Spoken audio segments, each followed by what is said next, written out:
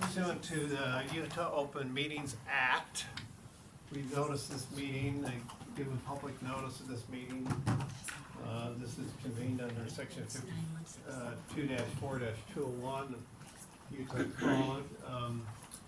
A month or so, Holly Taylor sent us a letter from CAISO asking if we would be interested in a Public Service Commission briefing, and we invited the Division of Public Utilities, the Office of Consumer Services, and we are happy to see others here. We have folks from Rocky Mountain Power and also from the Utah Association of Energy Users and others, I suppose, but we'll go around and do introductions.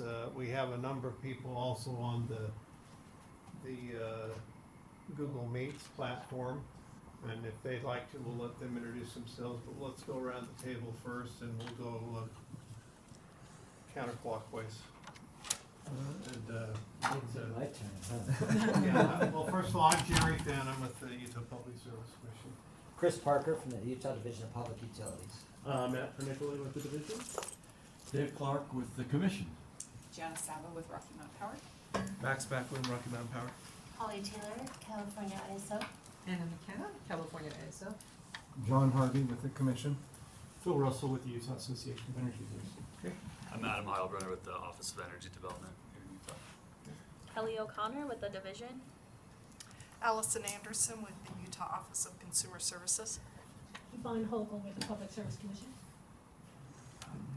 Melissa, you can sorry. introduce yourself. Melissa Melissa's Pasco. keeping us going here. Usually just hides. She's just hiding there. Okay, you don't need to say anymore, but we're grateful for Melissa Pascal, who's handling the technology today. We have, I can see at least 8 people on Google Meets. I know a couple of them are here from CAISO, and we'll let anybody who's on Google Meet introduce themselves. Hello, this is Anya Gilbert with the California ISO. Okay, And this is Milos Masanas, also with the California ISO. all right. Gary Smith with the division. Hi. Hi, Gary. David Williams with the division. Anna Bevan Springer with the division. Brenda Salter with the division. That's it. Here's one. Is Stacy joining us, or I believe she'll join us here shortly. she's not on now, but Not connected yet. okay. Okay, so we're going to follow a PowerPoint deck that CAISO sent out either today or yesterday, and I think everybody in the room has a copy of that. And with respect to those who Well, it was posted to our website. yeah, it was posted to the website. When did that happen, Melissa? That was This morning. this morning. So you should, it's available for anybody who wants it.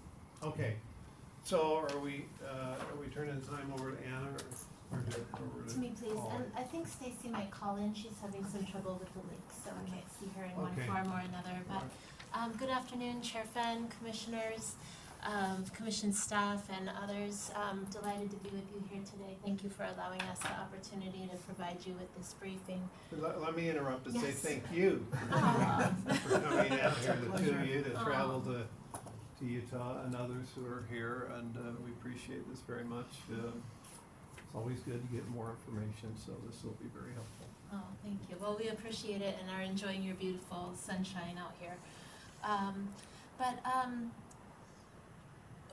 You know, we're joined online by a few of my colleagues, and if I may, I'd like to invite some of my colleagues to introduce themselves and their role at that California ISO before we dive into the meeting. So if I may, I'll start with Anna and ask her to tell you about the functions she performs at the ISO. Thank you. Well, it's really great to be here this afternoon. Thank you so much for having us. It's always a pleasure to come to Utah, and it's always fun to talk about the great things we are doing together as a Western interconnection. I'm the Vice President of Market Design and Analysis, and my responsibilities include development of market policy, also validation of market outcomes, including supporting entities that enter into our markets and validating the solutions of our markets on a day-to-day basis. I'm also responsible for short-term forecasting of renewable resources as well as load. And I also oversee the California Regulatory Affairs Group, the California agencies. And I also have a group that is focused on market strategy. So there are a lot of things about markets in my team. Oh, sure, sorry, I hope I will speak up. We're gonna do the best we can. You have to speak loud so folks can hear us on the screen. But you don't need to repeat anything you Okay, just okay. said. So you're good. Okay, Okay. thank you. Anything else? That's it. I mean, I will add that, my team and I have been working on the design of EDAM and are working very much on some issues that we're dealing with through Go Live. And we're getting ready for Go Live in May of 2026. So it's been a big focus for us. The extension of that market has been a big opportunity to be able to work on that. And I have some folks on my team here today, and you'll hear from them and the great work that they've been doing. Yeah, are you located in Folsom, California? Our offices are in Folsom, California. But I suspect you have people employed in different parts of I like to think that now we have multiple satellite offices with Okay. many of our employees that are spread throughout the Western Interconnection, including Portland, Seattle, Colorado. I'm not sure if we have somebody in Salt Lake City. We might actually. So we have a number of folks who. Has anybody met anybody in Salt Lake City? No, I'm not sure. I mean, I think we. We'll assume that we don't have anybody here. Yeah. Approximately, how many employees altogether? We have about 700 full-time employees, a little bit more with our contractors. And most of them are in Folsom, and we have a hybrid approach to work these days, and so lots of our employees come in about two times a week, but we also have a number of remote employees. And the remote part of our business has become more significant also with our regional efforts. And so Holly, for example, is in Denver. Yes. And is part of our remote satellite of employees, and that's been working very well the past 4 or 5 years. Great, thank you. Okay, and maybe we could go next to Stacy Crowley. I think she was able to join us. Stacy, let me know if you can hear us. Okay, let's go ahead and ask Anya to introduce herself. Anya, could you tell us just a little bit about your role at the ISO? Of course. Well, good afternoon, everyone. It's a pleasure to meet with you all today. My name is Anya Gilbert.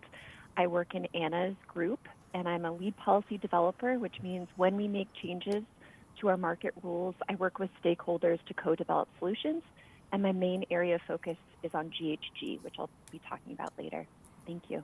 All right, thank you, Anya. And Milos?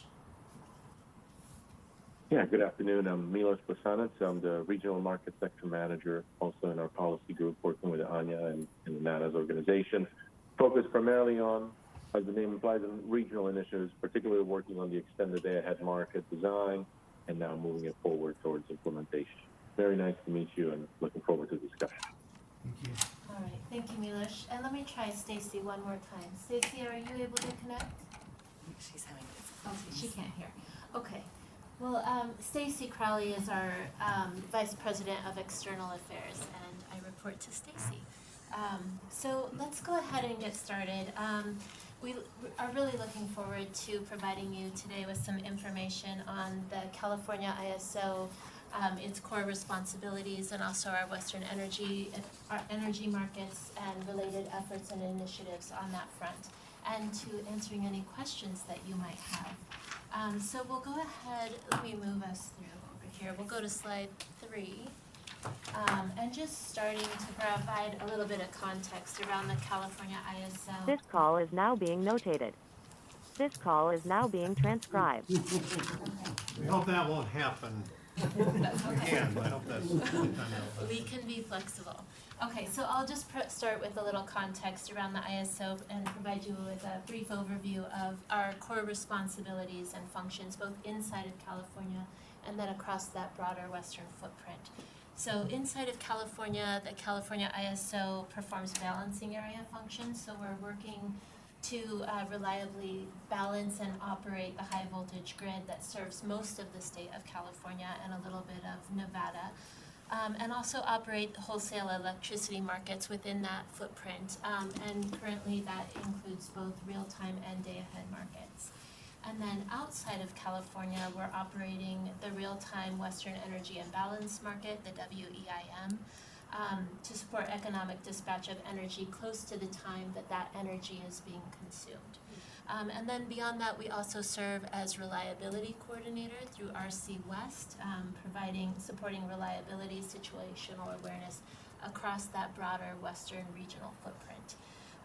Something I do want to emphasize here, though, about the California ISO is that we facilitate market trades, but we do not act as a market participant in the regional markets that we're operating. We don't participate as a market there. We don't own transmission. We don't own generation assets.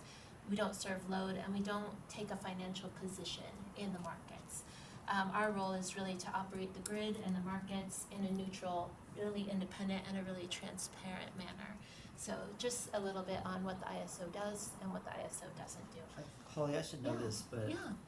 is RC West like sort of walled off from the market operations side of it? Yeah, sorry. Oh, please go ahead. I would say like RC West, our operations, they serve different functions. Sure, yeah. And so they are sort of, they're not necessarily walled off, but they do have their own areas and space to work from. For, I think, about 45 years now, it's been a while, we actually have a special room under which the RC West operates under, so they're closed off from other activities at the ISO. Now, people talk to each other, of course. Sure, They have the yeah, same cafe and everything course. else, but they are definitely in their own space to do what they need to do, and they have the ability to then have confidential conversations with entities and Yeah. things of that. Okay, thank you. Good question. Thank you. Thank you, Anna. Okay. If there are no other questions, I'll turn to Anna and she'll talk about our Western energy markets. Thank you. So I'm going to start a little bit with the Western Energy Market, the Western Energy Imbalance Market, our real-time market, and a little bit, then move on to the EDAM and give you a bit of more updates, if you wish, on where we're at with our extended day-ahead market. So starting with the Western Energy Imbalance Market since 2014, which is when we started, the first market with PacifiCorp, it has grown now to include 22 entities and 11, and it covers a footprint over 11 states in the Western Interconnection. And the WEIM is effectively just really a real-time imbalance market for energy, and it allows the balancing of supply and demand, leveraging a diverse set of resources and load across the greater region. We often refer to the WEIM as a voluntary market. It's a voluntary energy-only market. No ancillary services or other products are traded. But it does allow an opportunity for those who participate to determine how their transmission and generation resources are actually planned and managed, and then they're exchanged in our real-time market to optimize the use of them. Can I just tell everybody, because some people may not know, that you guys have fantastic price maps on your website that you can go see the real-time pricing at nodes all over the West. It's pretty cool. Thank you, and after the meeting, I'll be happy to show you how to The download app? that in my app. Because it's a lot of fun, and on a hot day, it's always fun to see those prices go up, of course, but also track load and see exactly where things are at across the West. Thank you for that. So as I was noting, one of the biggest benefits of the WEIM is that it has a large pool of resources over which to optimize the serving load across the entire system. And that spans from Canada down to Mexico. And we like to think of our footprint as bigger than the weather.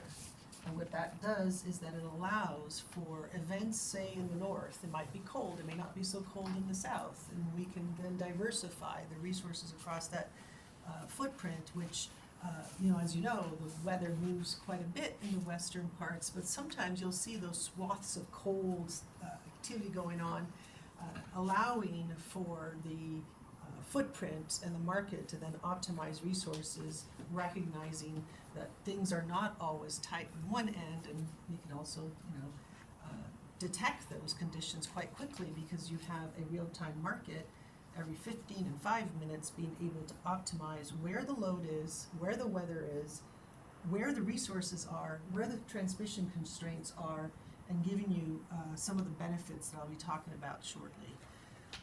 In the WEIM, participants really, they sell their excess electricity, and they are able to also procure when they are tight.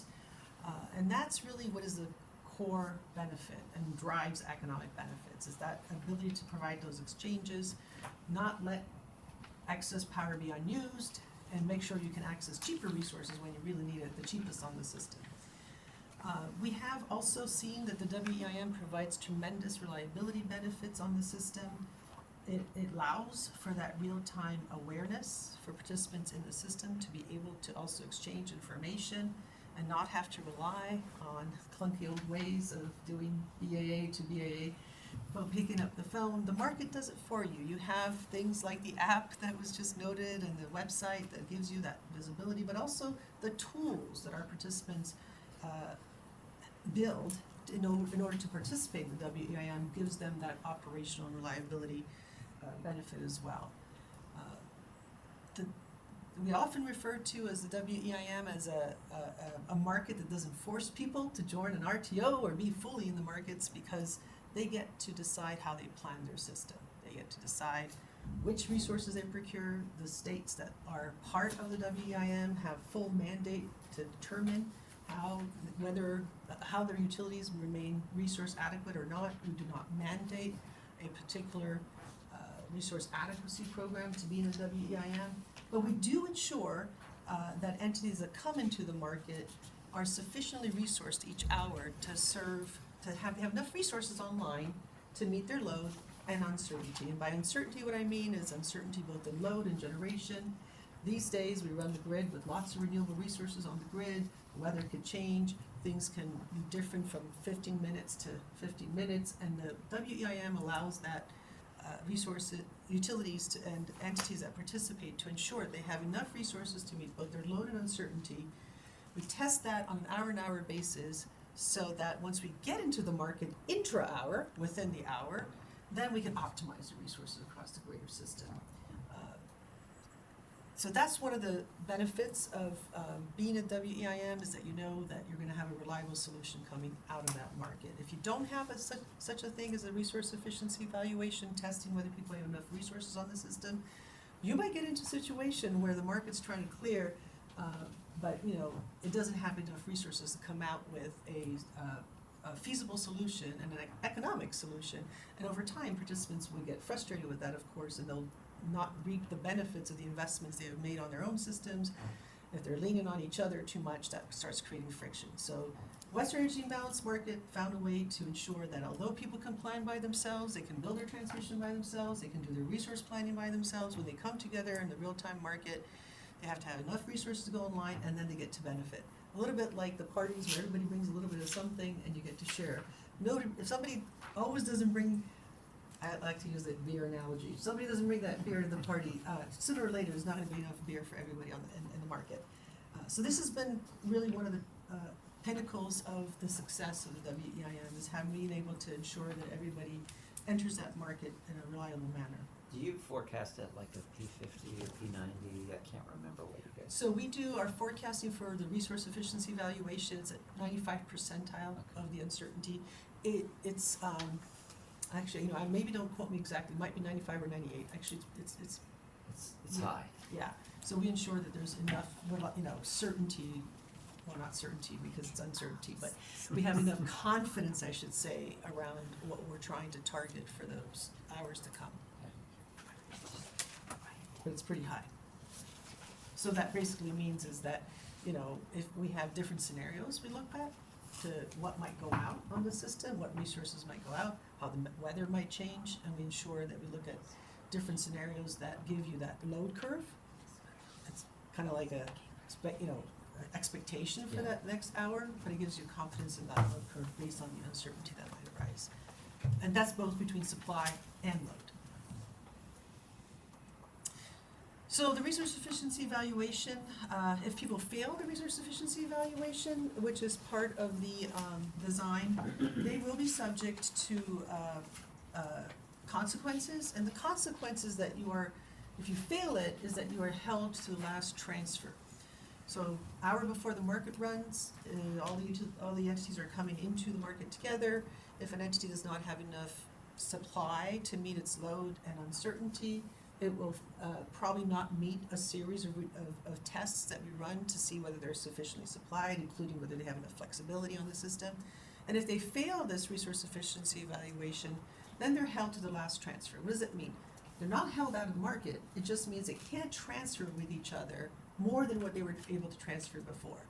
However, for the past 2 years now, we have a new product that we had integrated. It's called the Assistance Energy Transfer. And what the Assistance Energy Transfer does, and it was something actually our participants asked for, and they said, you know what, we don't really want to be held out of the market. We're willing to pay a price if we fail, and a cost, but we want to be able to participate in those transfers, because guess what? It's when the system is most tight that we really need those transfers, and the market seems to find the energy better than anybody else. Let us have access to the energy, we'll pay a price for it. So we implemented a new procedure. It's optional, not everybody has to opt in for it, but people can opt into it if they want. And we've had a lot of entities actually opt into the program. We've had about 10 or 11 different BA balancing areas that have been opting in regularly. And so what that allows them to do is that if they fail, they go above. They can still transfer more than they were transferring before. They can still keep participating in the market, but they have to pay a cost for it. And it's basically the maximum bid price that is about 1,000 or 2,000 multiplied by the transfers that occur. We also only charge to the extent that they transfer.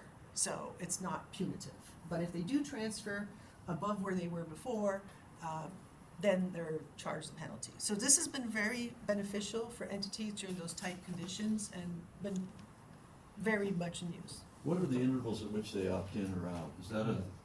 Is that like a daily, weekly, monthly, or It's hourly? once you opt in, you're in for the day. And For the then- day. Yes, and then Okay. you have to, I don't remember how many days in advance, so we do have, we had to have some procedures early on, which forced them to opt in, like a week or so before. And now we have also provided that if there's any emergency situation, they can call us and try to get them in sooner. But we still ask for about 7 days because there's procedures we have to go into, to get them fully opted in. So when they opt in, they don't know what I'll call it penalty, or what the price is gonna be for the privilege of transferring more than than their last, Well, they know transfer. that it's gonna be pegged to the bid cap, Right. essentially. But it also, I mean, I think they know when it's gonna be those tightest of days that they think they're gonna need it, they're gonna opt into it. So we've seen, for example, for our own BAA, we don't opt in during the winter months because we don't think we need it. And we've seen other entities do the same thing, where, they might need it during the winter months, but they may not need it during the summer months. So they do tend to opt in when they think they need it the most. Thank you. And that allows also, that penalty, it provides the incentive to make sure that you are coming in sufficiently resourced. Yeah, sure. So what percentage of your participating entities would take advantage of that? We've had about 11 out of the 22, Half. that have participated regularly. I say 11 because of ourselves as well, but I think it's 10 WEIM entities and then California BA as well. So it's about 11 out of the 22. So about 50 of them. Now that doesn't mean they're opted in all the time. It just means that they're using the product on a regular basis. Yeah. And we report back on, how the use is. We have some reports around that too. We found this program to be quite beneficial over the past couple of years. We had actually put a sunset to it, because when we adopted it, there were some concerns around whether the product was priced within the market. And one of the major concerns was, well, if I'm not pricing what I'm paying for the assistance energy, will it displace cheaper energy on my own system? We have found that there's not much displacement going on. There's some displacement at times, but people are still using it. And our stakeholders have asked that we extend the product, and so later this year we'll be filing to have the assistance energy transfer program be part of the market tariff permanently, so it doesn't expire anymore and people can continue to use it. Is that limited because of transmission topology? We transitioned it, when we transitioned it, or sorry, or No, sorry, there's the limited, kind of bleed over that you talked about. Oh, so the reason, Concern. yeah, it's not really a transmission issue. Okay. What it is that, for everything else, the bids for supply and demand are optimized through the market. Yeah. And so the cost of energy is fully optimized because entities will bid them their marginal expected Yeah. cost, and they'll put that into the market, and that the market clears based on that. This additional penalty is not part of their cost, and so it's done ex post, Yeah. after the market clears, if they transfer, and it's a settlement approach where after the market clears, after we determine how much they transfer, they get charged for the transfers based on that Yeah. penalty. So some entity, somewhere in the line or entities, gets dispatched that otherwise wouldn't have and earns in that period because these guys are paying that cap price, in effect. Well, they're paying the market price, and then they'll have to pay the cap on Yes, top yes, of that yes. Right. to the owner, so. Exactly. Okay, I see Yeah. what you're saying. So basically It's effectively somebody- a surcharge. Yeah, and so you can imagine, let's say the penalty is not in the market optimization. Yeah. Somebody bids $10, It's just gonna clear. and that, from one BAA into the market, somebody bids $20 in the other BAA, but the transfer's gonna end up happening from, BAA one to Where, BAA two. If I had slapped on $1,000 on that, the market optimization would say, hey, that's not optimal to dispatch that. Yeah. And so there's been some concerns as to whether this distorts prices and creates issues, but because it's not used frequently every hour, it's really used during the most tight of conditions, it really becomes more of a replacement for picking up the phone and asking for each other for emergency energy. And the market platform does that a lot better for you, and folks are willing to pay that penalty. We haven't seen that much displacement Not of that many energy. hours. Because things are tight at that point, right? So you're not displacing a whole lot. So there's been that dialogue in the stakeholder process, but everyone decided to put that aside and say, hey, we still want the product, don't let it expire, keep it in your tariff, and if we want to evolve the product in the future, we will do so. And that's what we did. So we're about to file that later this year. We're going to the board in July, the governing body in July, and then we're going to file later so that when it expires in December, we'll still have it in our toolbox. So, thank you. So what are the benefits of the Western Energy Imbalance market? And I know that you all have seen these slides perhaps in different forums, but I did want to share that our economic benefits since 2014 are now, I would say now in excess of $7 billion. I know that says $6.99 billion, but now they're in excess of $7 billion. These are based on Q1 of this year. So once we publish our Q2 benefits, we'll see that number obviously be a lot larger. But the economic benefits obviously have been a very attractive element, and I'll talk a little bit more about the environmental benefits and organizational benefits and reliability benefits, but just to spend a little bit of time on what drives the financial and economic benefits. We have seen that really at the crux of all the benefits is the ability to optimize that least cost dispatch. So how do you get the lowest cost resource over the largest part of the transmission grid that is part of the market? And the least cost dispatch allows you to commit and dispatch and avoid fuel costs across the system in a way that reduces the cost of serving your own load. So you might have lined up resources that were sitting on a marginal price at $50, but the market says, hey, I can get you to serve that load at $10. It will do so. It'll clear at $10, not at $50. The price goes down to $10 for everybody in simple terms, and that creates the benefits for the system. During many hours of the year, we see that, and typically in the spring, you'll see also that when there's lots of negative prices on the system, entities that are, excuse me, Entities that might have excess power want to get rid of that. So you think about the solar-rich areas of the south, they will be able to sell that power, which helps with the negative pricing on the system, and it helps them offload that power. But it also allows entities who would otherwise be using more expensive energy to reduce their costs.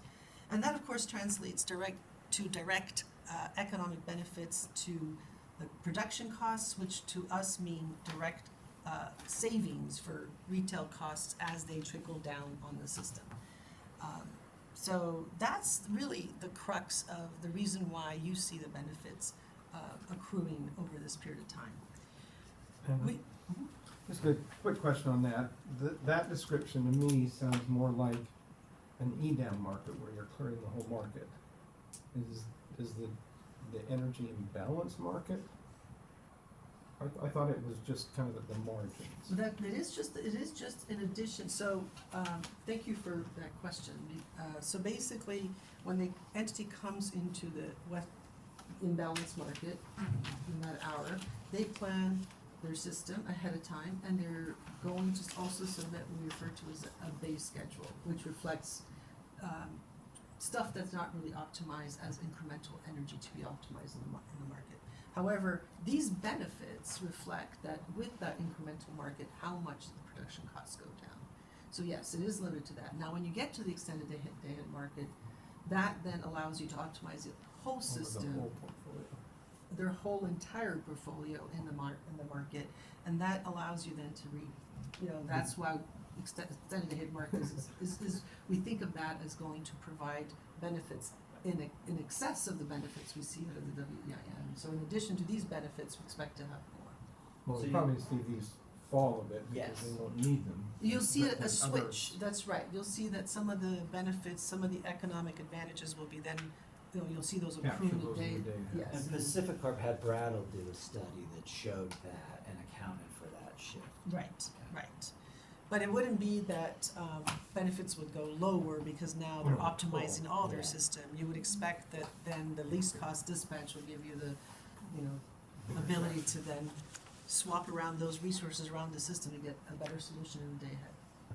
And just a technical question, in calculating what that incremental benefit is it just comparing it to that base case that they've submitted then, and they would have said, here's what we're planning to do prior to the optimization, and then you see what Yes. actually happens? That's right. We look at that, but what we do is we say, okay, with what they gave us with the base schedules and then what was optimized in the market, what was the cost of production? Looking at that. Then we do a counterfactual case that says, if they did not have transfers on the system and they all had to optimize their system separately, what would be the production costs in all these areas? And then we compare those, and that gives you the benefit, the economic benefits that you see being reported here. So it's basically, but for the WEIM, what would be the production cost? You're basically running two in parallel, two. In our analysis, that's what we do. We don't run them in parallel. What we do is we let the market run, and then every quarter, actually my team does an analysis based on this Okay, I see what you're counterfactual saying. case, looking at the data going back, and that's why it takes us usually, 1 quarter after we're able to produce the reports. Now, I can't remember the year off the top of my head, but part of the division's EBA report one year included, I think Daymark did it for us, but they did an analysis of this method for calculating these benefits. And if I remember correctly, the conclusion was, this is a reasonable way to do it. There's a That's million right. ways you can do it. but- Yeah, and we stakeholder that whole methodology. Yeah. We made sure everybody understood exactly how we were calculating the benefits. Yes, we did share it with the many agencies Yeah. across the West that were interested, and as well as the participants that, the actual entities that are participating. The methodology is one that's often used for comparing, economic benefits in an energy market. Like, what is your production cost without it, right? What was that? You don't remember when that analysis I don't was? remember what year it It was. started, we started doing the benefits analysis, I thought it was 2015, but I don't know when your analysis was. I remember it. Yeah. 2017 to, Somewhere in there. It was between 17 and 20, I think. yeah, Just curious. Yeah. I bet 18 or 19. Probably.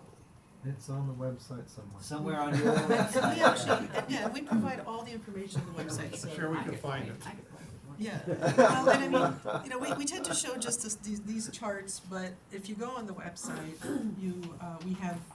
we have posted all the information, all the numbers and stuff behind this, and we post, also the methodology that we use in great detail. I'll send you links to the methodology and also the most recent quarterly report and also the upcoming report that we'll publish at the end of July. That'd be great. Yeah. You guys should do like big phone check on TV. Well, and I will say this. Publish is clearing house. That's right. Cost allocation for a big foam check. Western Utilities. So we'll say this much about benefits analysis because a lot of folks are asking about what are you gonna do about the EDAM when you get to the extended day market and the day ahead. The day ahead, we don't have the benefit of that counterfactual with the base schedules, knowing how they would otherwise set up their system, you know, so we have to say, okay, what does the counterfactual look like? We don't have that same benefit that we do today where we're looking only at that incremental market, right? And so we are now in the midst of creating our methodology for the benefits analysis under EDAM, and we'll be sharing that obviously with stakeholders as well and going through that. It will be a little different than what we have here, but the goal will be also to determine what are the production cost savings for entities based on, you know, the two scenarios, being in the market, not being in the market. And we are looking to also have the benefits be calculated on a BAA to BAA, entity by entity perspective, so you get to see that granularity as well. So in addition to I was gonna just spend a couple of minutes on, and it's not on this slide, I apologize, I wasn't sure what we should put in there in terms of diagrams, but I just wanted to mention that the WEIM has also provided a lot of what we refer to as environmental benefits, and this is really in the construct of the ability to avoid curtailments on the system and displacing emitting resources, such as coal generation and therefore reducing emissions. But I wanted to note that the benefits in that regard aren't mandatory for entities, say, you know, that are not in states that are not subject to these rules, but we have been able to evaluate the cost, excuse me, the emissions reductions based on the optimization solution with the numbers that we have. Sorry, John, reading it. Oh, I was gonna like, somebody should give you a drink of water. I just, sorry, something keeps getting me in the back of my throat that I. The ISO benefits on here, that's the collective benefit for all of the Yes. members in ISO, Yes. right? Okay. So when And you what- see California entities there, those are ones that are not ISO members but participate in the EIM. Correct, so LAWP, for example, is not part of our Yeah. system, but they're in California. Yeah. So CISO is only the California Balancing Authority area, which is the CAISO's Balancing Authority area. Who's NWMT? Northwest In something? Montana. Yep. Just Montana? Northwestern, Just yes. northwestern. It's Northwestern. So there, is this them here, is that them? The great, no, I think that's, oh wait, I can't see from here. I was It's trying to say. SRP. I'm just trying to see who the big winners are. They Yeah, I was seem doing to the be- same Yeah. thing. Yeah, so Northwest it's Montana hard to would tell be on the a screen. very small entity, be I that. think that's NEVP. Is that Nevada Power? Yeah, So, Nevada Power. I think that's, Oh, yeah, maybe it is. that is Nevada Power, yeah. Okay. But there's some other smaller grays. I think Northwestern has a much smaller, you know, they're a smaller system. Yeah, Well, So I would think, I would have thought so, but yeah, and they only okay. started. Would have been impressive performance. for Yeah, us. yeah, Yeah. so Nevada, okay. That makes sense. I think that might be Nevada. Yeah. I apologize, it is Yeah, hard to that- tell I from the think it is. diagram. That is I Nevada. think There are only so there many are some colors. chat questions, Yeah, I right? was gonna Yeah. say, Yeah. But we also have the numbers, you know, posted on our website Yeah. by entity Well, like you and said, stuff, you- like a table that you could look and hone in on. Yeah, you can see more precise real numbers. It's even harder to tell when you're colorblind. And that's impossible. I'm struggling with that. How do you pick out that beautiful tie if you're colorblind? I don't know how you do. That's a wife. That green tie you're wearing. Sarah. This is not match. I know, I'll send the quarterly benefits report and you can see it in numbers. So we do have a question. Do you wanna read it? Do you want us? Yeah, so this is from Doug Wheelwright with the division. He says, it looks like the benefit peaked in Q3 2022 and has been coming down since then. Can you explain why? Yeah, so in 2022, there was some really high gas prices during that quarter, which drove those benefits. And so you're gonna ask me, why do high gas prices drive benefits? Well, that sounds weird, and that just means that during the times when you have high gas prices, we determine that the lower cost solution to do we are able to get to a lower cost solution to WEIM, avoiding those fuel costs. So you see the benefits going up when the fuel costs are high because it avoids the fuel costs.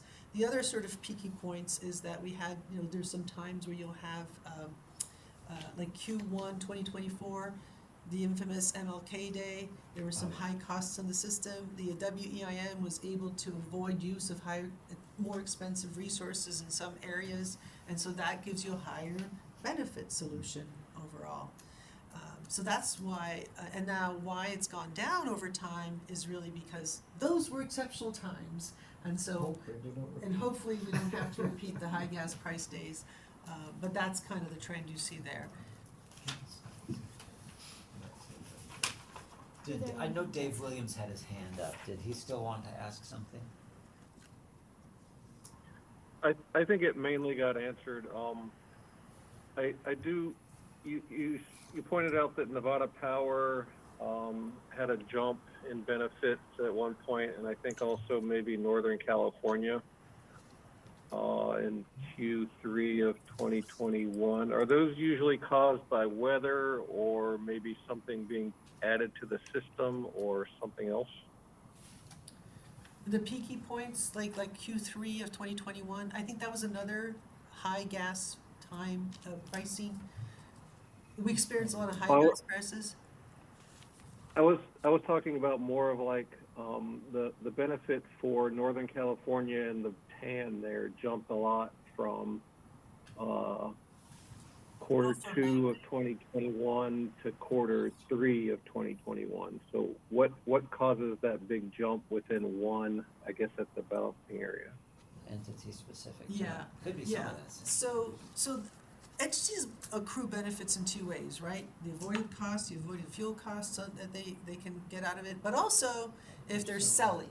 So if they're selling, they're also making, that's a benefit calculation. So if you had something that's like generally on the edge of being in the market and you get into a high gas price environment, suddenly you're in the money and you're going to sell it a lot more. That's right, and it goes hand in hand, but also if they might be in high solar penetration areas, and so there might be times where they're able to actually serve, north to south, south to north, or vice versa, they're able to buy cheaper power from north to south and forego the use of, their resources on the system. So it just depends on what how the entity's portfolio is performing in the market, really.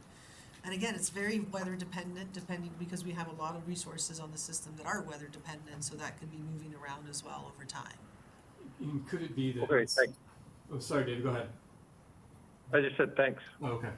Could it be that some of these that seem to be benefiting more do so because they have high cost resources in their base case portfolio and they just simply benefit from being around? That's right. Yeah, okay. Yeah, it's just they're going to displace those higher cost resources when the market is able to find the cheaper resources, and with the great transmission.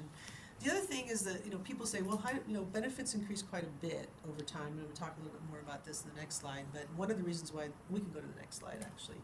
One of the reasons why they increase a lot, not just with the megawatt numbers that are added onto the system when new entities come on, but when you have that additional transmission, then the transfers increase significantly amongst the various areas, not just with the new entities coming in, but they increase with respect to even the incumbents have an opportunity to trade now and transfer with other areas. So it moves around a lot over time, and that translates to benefits. And in fact, without the transfers, you really can't get to the type of economic benefits that we're talking about, because that's what is the source of it. And this slide shows you on the left, and the figure on the left is that we started in 2014 when we just had Pacificor and CAISO in the system. You're seeing the transfers just, of course, between those two areas. But as the transmission system, which So Holly's gonna help me Okay. animate stuff. But starting in 2014, you have these few transmission lines, but as the system starts growing, every line that you see connecting the bubbles, which are basically the WEIM entities on the system, all the lines in between that is the transmission that we see available based, and this is transmission lines based on total transmission capacity, so their transfers may vary on that system, but you see the connectivity growing as the footprint is growing, and of course, as the footprint grows and those lines grow over time, you have the opportunity then to have greater transfers, both negative and positive, and you can see that all the entities from, across this time frame have both negative and positive, which means sometimes they're buying, sometimes they're selling, and that creates. What's the funky little arc thing under PSEI? Oh, I'm not sure, that's a good question. If you go back, you can see it pretty clearly build up Maybe as the they join. prior- You tell me when to stop, Chris. I will. You can see it really well there. Oh, sorry, I have to get up, because my What are we talking eyesight's about? so bad. Yeah. So I think that is just a Okay. path, the transmission flow may be measured based on Oh, a yeah. collective Yeah. path. So, Okay. I mean, I think that's what that's trying to identify. That's a cool. That's It is a cool pretty cool graphic. diagram, we Yeah. love showing it in animation form. I mean, because- when you animate it, it's cool. Otherwise, it's like Yeah, it's impossible What to am I read, seeing here? but it does It's give like you. my extension cords after I get done putting them away. That's what my desk looks like. Yeah. Oh my utility drawer. And I guess, one of the things I wanted to leave behind with this amazing little graph here is that, imagine a world where this kind of transmission connectivity would have to be accessed through a manual BAA to BAA perspective. You're just not gonna get the same, outcome. So there's gonna be transactional costs, there's gonna be limitations, you're gonna forego the opportunity for cheaper cost resources across the system. And that's why we like to show this diagram, because behind the success of the WEIM is really this footprint. And we're very keen on maintaining that connectivity in the real time, because the benefits I've talked about, which are intra-hour benefits, so it's 15 minutes, 5 minutes basis, people are seeing these benefits on the system. You can't achieve those without having that connected footprint, cohesive footprint that we've been now fortunate to develop with all our partners in the West. So I stress that for the WEIM, and we are not yet at that point with the EDAM, but of course it would be nice to have such a cohesive EDAM footprint as well. This diagram also shows you a little bit on another colorful diagram. Are these ordered by average of So net? apologize about the coloring. I'm used to it, that's great. Are they ordered by the average net position? I think They seem to might be. they are, and I will say, it changes from quarter to quarter, right? So this is the first quarter of 2025. Next quarter, you might see a different ordering because they might change. A lot more hydro use. Exactly, yeah, hydro becomes less available perhaps over time. That may create higher costs in the Northwest, and then as the sun starts peaking more in the south, you start seeing those benefits and that diversity coming in. But yes, that I think it is, yeah. So on the left, you basically, it shows the total flows from one BAA to another. So you can see with the California ISO BAA up at the top, which is the greatest amount of transfers, it's flowing into the various areas. You can track the peach-colored flows between the areas. So you can see, for example, the California system selling quite a bit into bank, quite a bit into SRP, and transferring quite a bit to PowerX. PowerX buys a lot of our solar in the middle of the day, and they store it and then sell it back later parts of the day to the grid. We don't see them necessarily selling it back. You can see back, the transfers kind of coming back and forth, but they do a lot of buying out of the WEIM.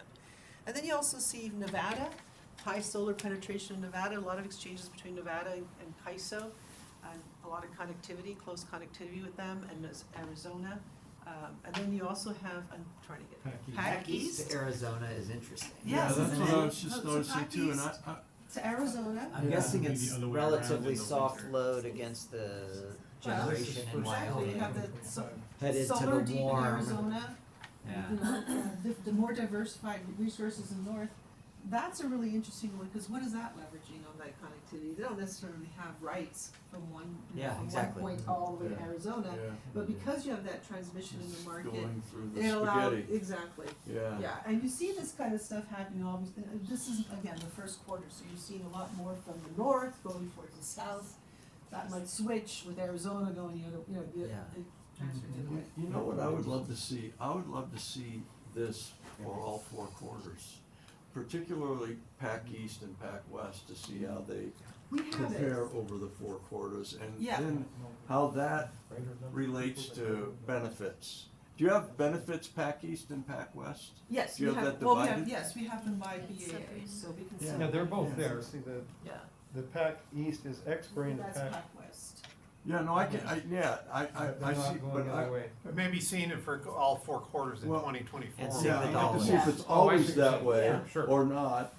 It But I don't think switches it would around. be necessarily, but also how that relates to the benefits allocated to the two, Well, is it, over the year, yeah, yes. okay. Yeah. Yeah, and it does, no, I wanted to preface that by, this is a little bit of a loaded question, but I really just mean it of innocent curiosity.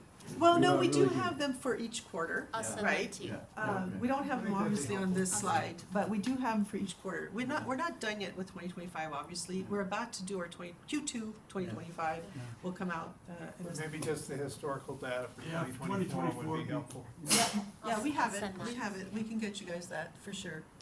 So, and then you can see throughout the year how that, works its way through, and you can see how the weather changes throughout the year, the requirements change as well throughout the year, and how the transfers start to move around. Do you also have, I'm not asking for this right now, but do you have the capability of doing sort of hourly seasonal looks as well? I'm not asking you to, but. We have the capability, I don't know if it's like, on the shelf, Yeah, or off the shelf, but we certainly can look at it hourly as well, yeah. I'd have to go ask my team to. I wouldn't ask for the whole year. Yeah. They might not like what I ask for, but I'll take it back. I mean, there are some times, I think times of winter peak and times of summer peak where it might be really useful to see, but especially those kind of shoulder hours that we're seeing be critical on the system. We might have it in the report, because the report has a lot of sort of breakdowns and stuff like that, that might, that are not illustrated here, but Yeah. we'll go back and look at that, okay. Thanks, and sorry. No, don't worry, Don't no be worries. sorry. Don't be sorry. People you need to be sorry to are not in this room. He's talking about my kids. So, what does the extended day ahead market do? The extended day ahead market is exactly that, is a day ahead market that is going to now be extended to the rest of the Western Energy Imbalance market participants. If they so choose, they can remain in the WEIM, they do not have to join the EDAM, it's a completely voluntary market. We don't, we view benefits in keeping that WEIM footprint together, and so we value that very much. But we also view benefits in being able to optimize the resources across the larger footprint of the day ahead. The extended day ahead market will start in 2026 with Pacific Core, and then we are on track to then integrate Portland General Electric. I think I'll get a little bit more into the parties soon. But I wanted to emphasize it's a real thing. We are eyeballs deep into implementation, and so we're very excited about working towards that go-live date. You know what else you should work on? Come on, Kevin. Someone needs to solve the problem that we have PGE and PG and. Okay, I'm with you, because can you imagine? I have to mentally translate every time I hear, wait, okay, yeah, that's that one. Exactly. And you know what's really embarrassing? When you call one or the other for the wrong Me. name, Yeah, that's yeah. really bad. They don't like that. But yes. I can see why one would really feel that way. Yeah. I think it's outside their jurisdiction. So, I mean, I guess you guys have, many of you know this already, and I will say though that, the extended day ahead market allows us to then optimize the resources in the day ahead timeframe. It basically enables, as John, sorry, John's fine. sorry about that. Commissioner, how is it? Goes by doctor. It allows you to then optimize a full portfolio of resources that are in the market, because we go beyond just the incremental energy from the base schedules that entities set on their own. And this then gives the opportunity to find the cheaper resources across the system using that same beautiful connectivity of transmission in the day ahead. Of course, in the day ahead, you might have some longer start resources that are no longer available on the 15 and 5-minute basis for you to optimize. And so then you could actually set up the system in a way that's more reliable, allowing for greater benefits. And we do think that, as I said earlier, it will give you incremental benefits to what we see in the real time today, recognizing that some of these benefits might shift from one market to the other. The EDAM, like the WEIM, does not require entities to sign up to be in a specific resource adequacy program. We strongly believe in these regional markets that entities enjoy the autonomous ability to autonomously plan for their systems and manage their transmission. So both the WEIM and the EDAM do not require transfer of their transmission planning or transmission service oats onto the market operator, and allows them to still be responsible for their reliability. So, however, and as I'll get in a little bit, we do have, like in the real-time procedures where entities have to demonstrate that they're sufficiently resourced as they come into the market. The other thing I wanted to mention about the EDAM, and I wasn't going to get into a full description of the how the EDAM works for today's discussion, but I did want to say that it pretty much collects all bids for load and supply on the system. It optimizes the transmission grid. It has a financial market run where resources have the ability to say, hey, this is how much I'm bidding in for supply and demand. But we also have a reliability run, which is called the residual unit commitment, that ensures that if the market itself is not yielding enough bids to serve load, then we're still setting up the system reliably. And this is an important feature for utilities and entities that need to make sure, coming out of the day ahead, that they have their resources lined up. And so it does commit additional resources as necessary. And it also has a nice feature similar to what we have in the real time today, where we procure not just for energy, but we also procure for uncertainty on the system. And we price that uncertainty separately. We commit it, and once resources have been awarded for the uncertainty, then they're in the market and they're deployable for energy, allowing you to have that flush schedules coming out of the day ahead to serve load and uncertainty reliably. So those are just a few things about. Before you move off that, I have a question about you've identified both the Western EIM and EDAM as being voluntary markets. Are they voluntary in the same way? In other words, is it voluntary at the BAA level, or is it voluntary at the unit level, generation unit level, or at the load serving entity level? And are there any differences between those concepts between the two markets? Yes, when we think of voluntary, we think of it as the entity that's joining the market. It's voluntary. You don't have to be in it. You don't have to choose to be in one market.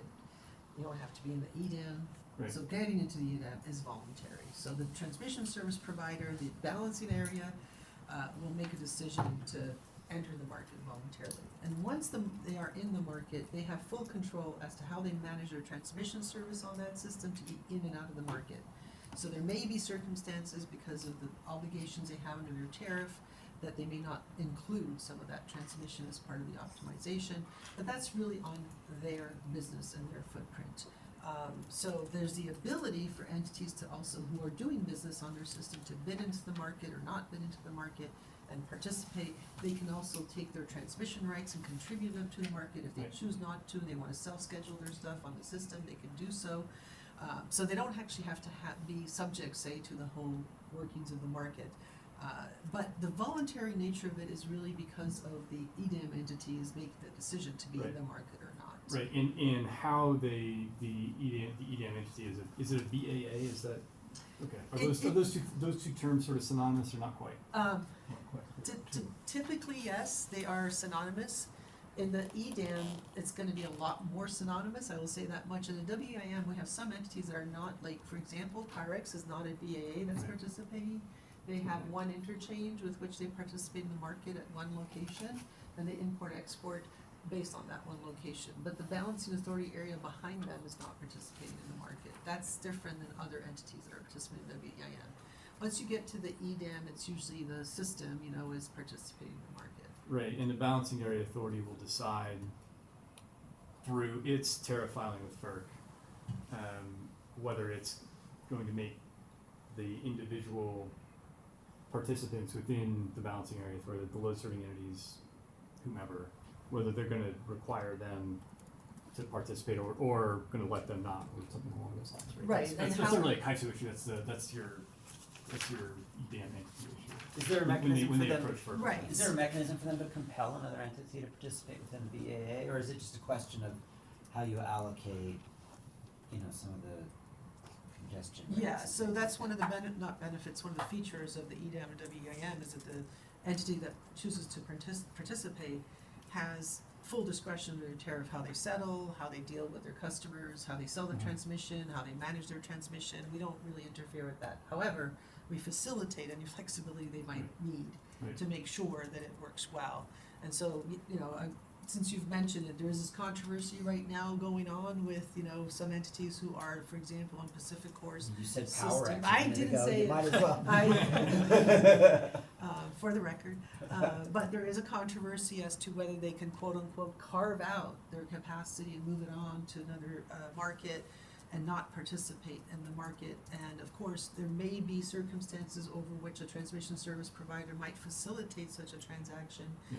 But it's not, we don't deem it to be part of EDAM, that it's mandatory that they must do that, nor do we think it's actually, we're on the record, we don't think it's advisable, because once you take that transmission out of the optimization, Yeah, sure. and then you have to then have different market operators, different transmission service providers determine how that gets managed, it reduces the economic benefits, efficiencies. We believe, as I noted earlier, the bigger the footprint, Sure. the better. Keeping that WEIM footprint together is a big priority for us, for It's the CAISO. Sasquatch theory, Yes, the the bigger bigger. the footprint. I'm not sure, yes. Your legacy Okay. will live on now. Spend too much time in the Northwest. No, but I think it's important to, and I'm not bashful to say that we think and we advocate for maintaining that connectivity within the optimization, also the day of market. But we also have been, and Milos will be talking to you a little bit more about, we've been very responsive to stakeholders who said, hey, we have transmission rights on PAC system, and we would like to make sure that in using these rights, we're fully hedged against congestion. And we came back to the drawing board and we said, hey, we're gonna relook at this, and we have a proposal that Milos will be sharing with you that That's the one that just addresses came that out, issue. like last week that I haven't Yes, looked at yet. yes, actually, yes, I last wasn't week. aware until right now, so. Well, it hasn't changed from the revised draft proposal. So if you read the revised draft proposal, we're still at the same point. So, but yes, we just issued our final proposal. We're going to the board next week for that. But I'm not going to steal Milos's thunder on that one.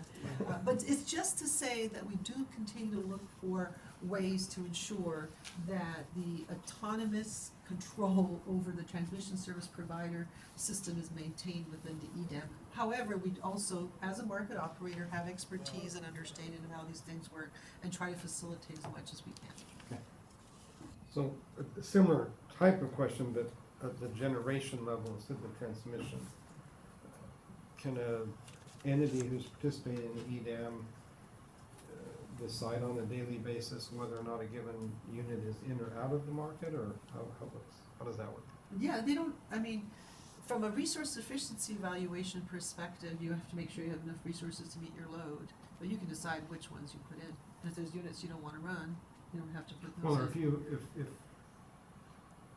if you just wanted to serve your load with your own stuff, Because you thought it was cheaper than the market was going to be. You can self-schedule those resources. Could And a just lot be of- self-scheduled. Yes, and there's a lot of entities that have firm point-to-point rights that might wanna do that, like embedded load within Pacific Core System may have Mhm. those kind of. And if you self-schedule like that, it doesn't show up in the market solution model, or It's does still it? optimized, because remember, we need to be, when you're optimizing a security constrained economic dispatch, which means I'm looking at all the resources, Yeah. all the transmission that's available, I still have to consider it in the market, but I honor it and say, no, I'm gonna serve that. Yeah. Unless there's not enough transmission, then you start cutting schedules.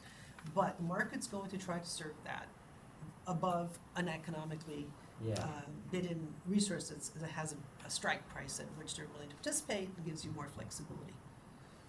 Yeah, but you're still considering it as part of the optimization. It's not outside of the optimization, which means Okay. that I can issue a a schedule of coming out a day ahead that honors that self-schedule because I know it's physically feasible. And you can isolate it from LMP effects on other entities. It's a price taker at that point, so Yeah. it doesn't have the impact on LMP like other Great. resources do. But just trying to think about what it means specifically for Pacific Core to join, or sign up as the first one. But they're the balancing area for two, they're the authority for two balancing areas. Yes. There are other entities within those areas. Are they effectively joining for those entities, or are they just joining for themselves? I mean, I think they have provisions within their tariff as to how those entities will be participating, but they're integrating their BAAs into the EDAM. So it'll be So- optimized through the EDAM. Okay, so when we say Pacific Core is joining, it's really the balancing areas The that end Pacific Core is resources, in yes. charge of are joining. Okay. They're They're being effectively- integrated in. yeah. Okay. But again, there may be provisions that says they're gonna be treated differently because they might have obligations that are different. Sure. Okay.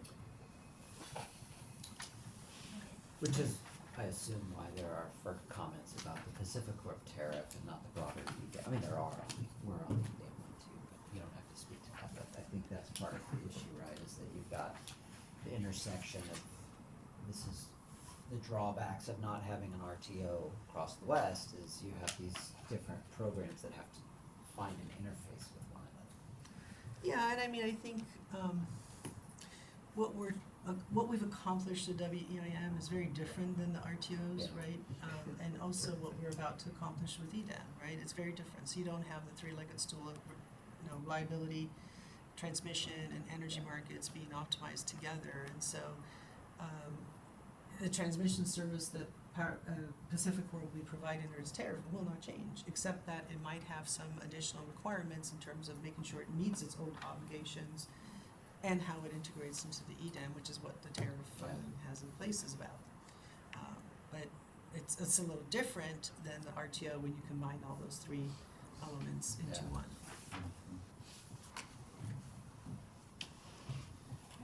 Well, why don't we, yes, so I think I pretty much mentioned most of these features of the EDAM, voluntary basis, you can, no exit fees, you can exit with a 6-month notice.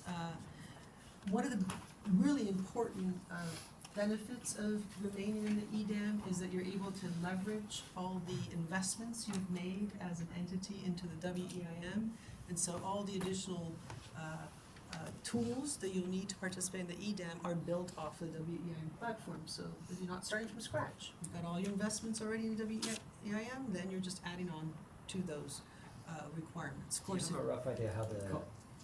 charge, I can't remember what you call the charge that people pay to yeah, participate I in should the have brought EIM. those numbers with me. How that matches up between EIM and EDAM. I don't have that off the top of my That's head. We'll fine. have to get, We can follow up with you Yeah. on that. I forgot to look at those Yeah. numbers. Yeah, we'll follow Yeah. up. I'm not in the marketing department, so. I don't blame you. Sorry. It was the same question, just the cost. Okay. I mean, by the end of the meeting, I may be able to just pull it up, but I just don't have it in front of me right now. So that's a big benefit, though, being able to leverage those existing investments you have made. And as I noted, maximizing the transmission connectivity. We also added a feature into EDAM. We recognize that once you are an EDAM, you may no longer be making as many short sales of transmission. because the EDAM will optimize those, that transmission. And the entities joining, including actually our own participating transmission owners within our BAA, felt it was necessary to ensure that they would be able to recover their historical revenues from the short sales that they have been making. So we have a feature that allows them to recover that.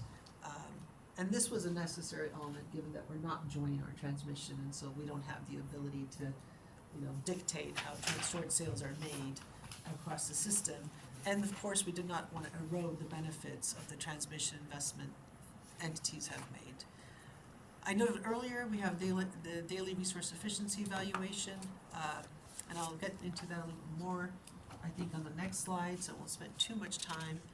And I think I also covered the last bullet. Let me get into the resource efficiency evaluation.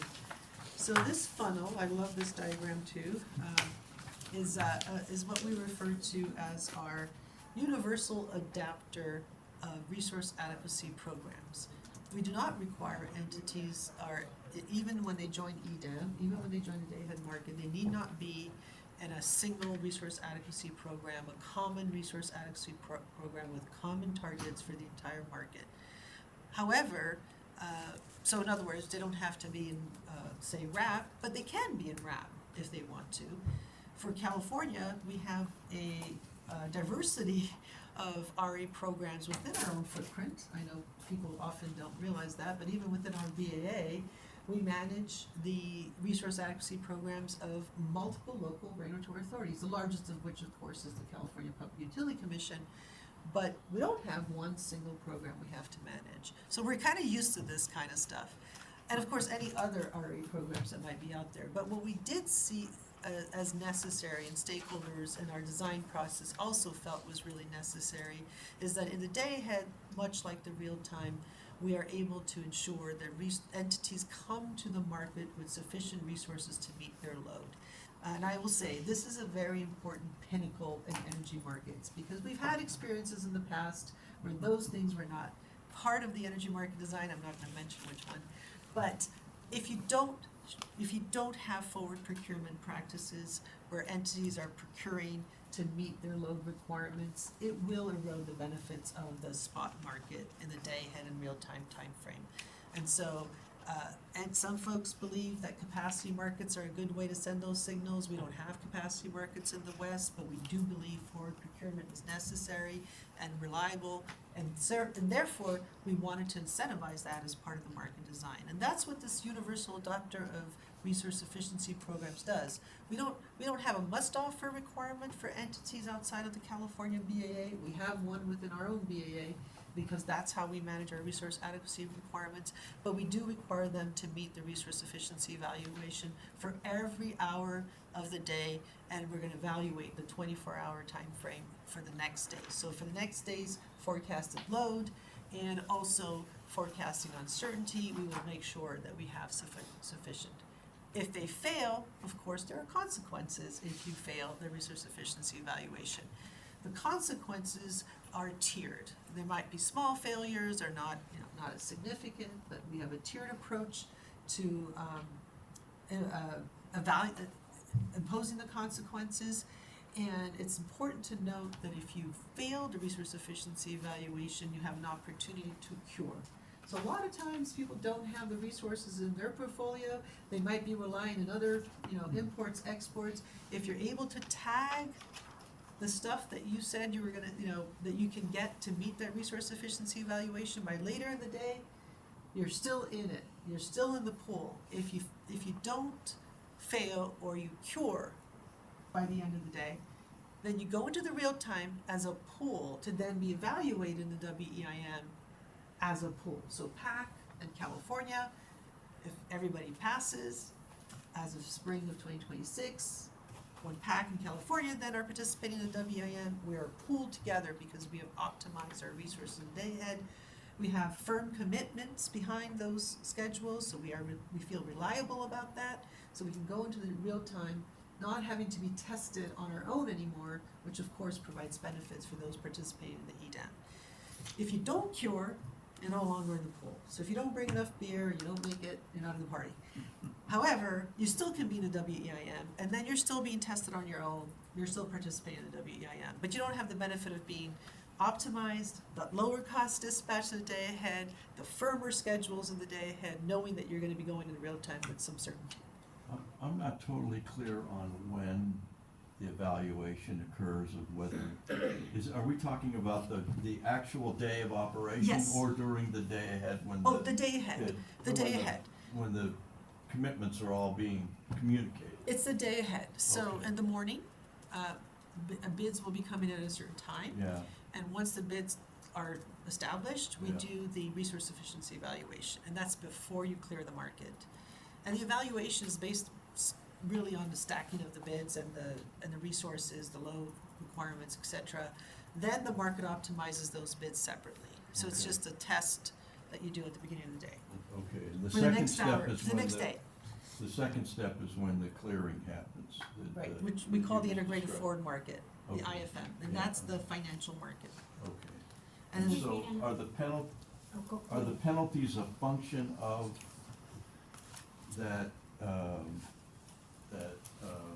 integrated forward market, is, the consequences of where the clearing price is in that market? I mean, how are the penalties We determined? actually, the penalty. The magnitude of the penalties? Yeah, it's a little different. It's a surcharge, and if you don't cure and you know, Yeah, it's a surcharge and it's based on bilateral prices. So we're looking at 16-hour peak blocks of energy both in the bilateral markets, and we're looking at, I think it's going to be the higher of Mitzi or Palo Verde. oh, So basically, what we're saying is you should have procured bilaterally. You didn't. Yeah. You're going to be Ah. subject to the same cost. okay. Can you explain the tiering process, how the consequences are tiered, how that works? We had a little threshold, so folks felt, well, if we fail for a de minimis amount, which I don't remember what the megawatts are, then there's no surcharge for that failure. But if you fail less than 50% of the requirements, and that's energy and, actually, it's an imbalance reserve requirements, not the energy, but if you fail less than 50%, so you have more than 50% of your stuff available for you to serve, then you get one surcharge, and then you get a higher surcharge if it's more than 50%. So it's tiered, allows people to have sort of more de minimis failures without having to have the financial What's the consequences. magnitude of the surcharge? That, I don't remember the numbers on that, but we can get that, I can get that. 50% seems like a pretty low bar. Well, You- 50%, I would have thought it would be more like, you'd be sensitive to a 5% deviation or a 10% deviation in what's promised and what's available, yeah. well, it's of the uncertainty, and so we did do, and this is the numbers I don't have, right? So it's Having the 50% reserve, is of that whatever what the requirement is, so it's not like a fixed number.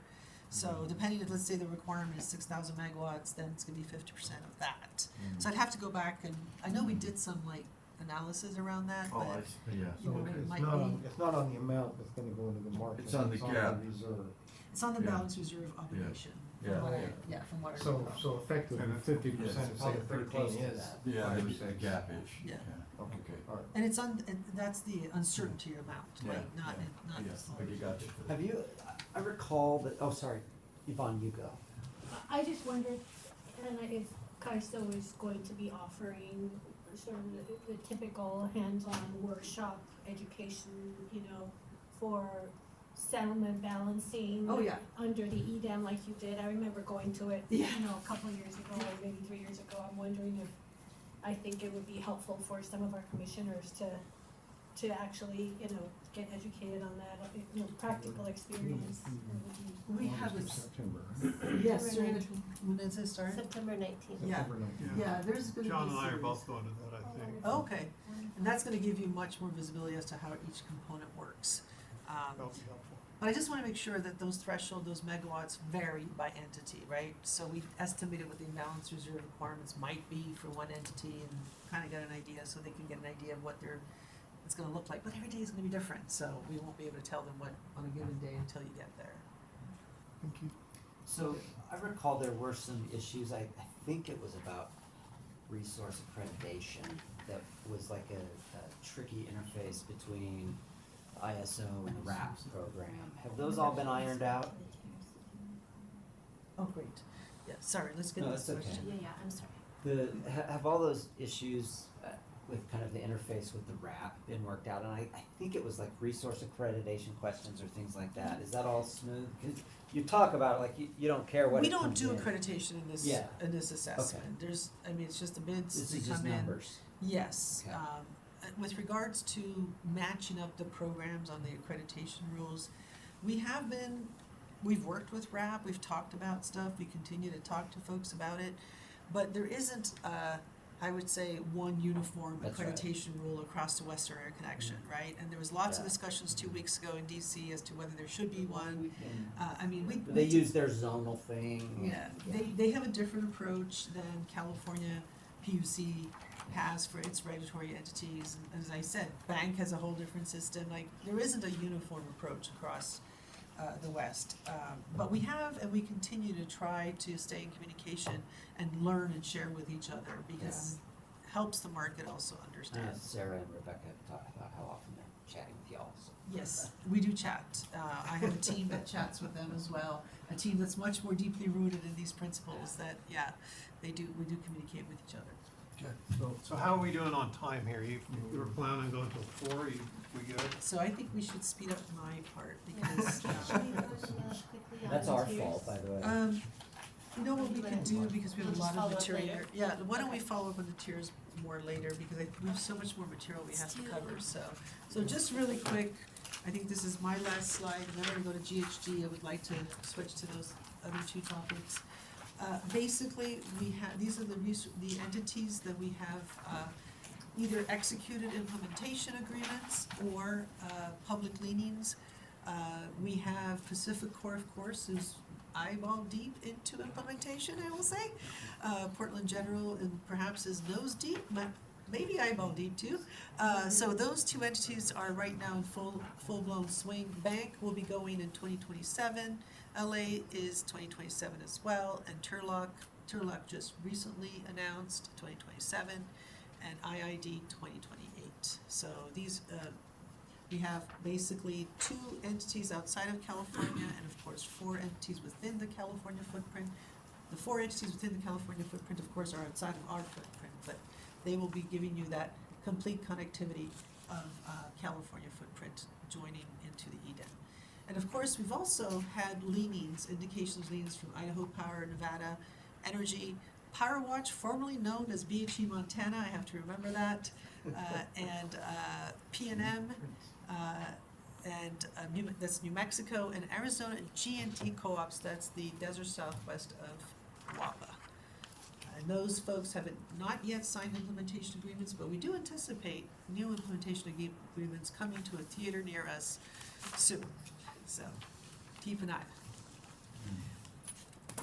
And that process to get in is a couple of years. I mean, if these, 18 months is what our timeframe is, but in terms of estimates, of course, it depends on what your business looks like. But it's about an 18-month timeframe usually. so on these last couple, and they're saying 28, they've chosen to be a bit slower than they could have. They may have, for business reasons. And some of them are not in WEIM yet, so they're kind of coming Oh, they're coming from full blown. scratch. Yeah, Oh. yeah, that's a different Okay, that process. makes sense. The others are already WEIM. So that's it for me. Okay, we'll line up on you. Yes, let me line up. So we have Anya, and Anya, do you hear us? Yes, I can. As a quick audio check, are you all able to hear me? Yes, we hear you Yes. very well. So why don't you just All right. dig right in? Wonderful. Well, thank you again for the opportunity to talk about GHG in the EDAM and WEIM. And maybe I'll start with what I hope you take away. At its core, our GHG design allows states to reflect their preferences and policies without impacting other states. And at its core, our market allows generators to reflect their costs. So in the GHG context, one cost that generators may face if they choose to offer to California or Washington, due to those states' cap and trade or cap and invest programs, is the cost of greenhouse gas compliance if they have emitting resources. So our design allows a resource to reflect those costs And if they're selected to serve California or Washington, that resource is paid a marginal greenhouse gas cost. And that cost is paid for by load in California or Washington as a result of those state policies. So now let me get into how this is done. And the way that we implement it is called a greenhouse gas bid adder framework. And this isn't new. We've had over a decade of experience with this design. It's been in place since 2014 in our Western Energy Imbalance market to reflect California's cap and trade program. And it will also go live for Washington in 2026 for their cap and invest program.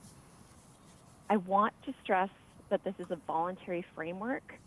So resources are voluntarily electing on an hourly basis if they want to offer to serve load in one or multiple greenhouse gas areas, being Washington or California.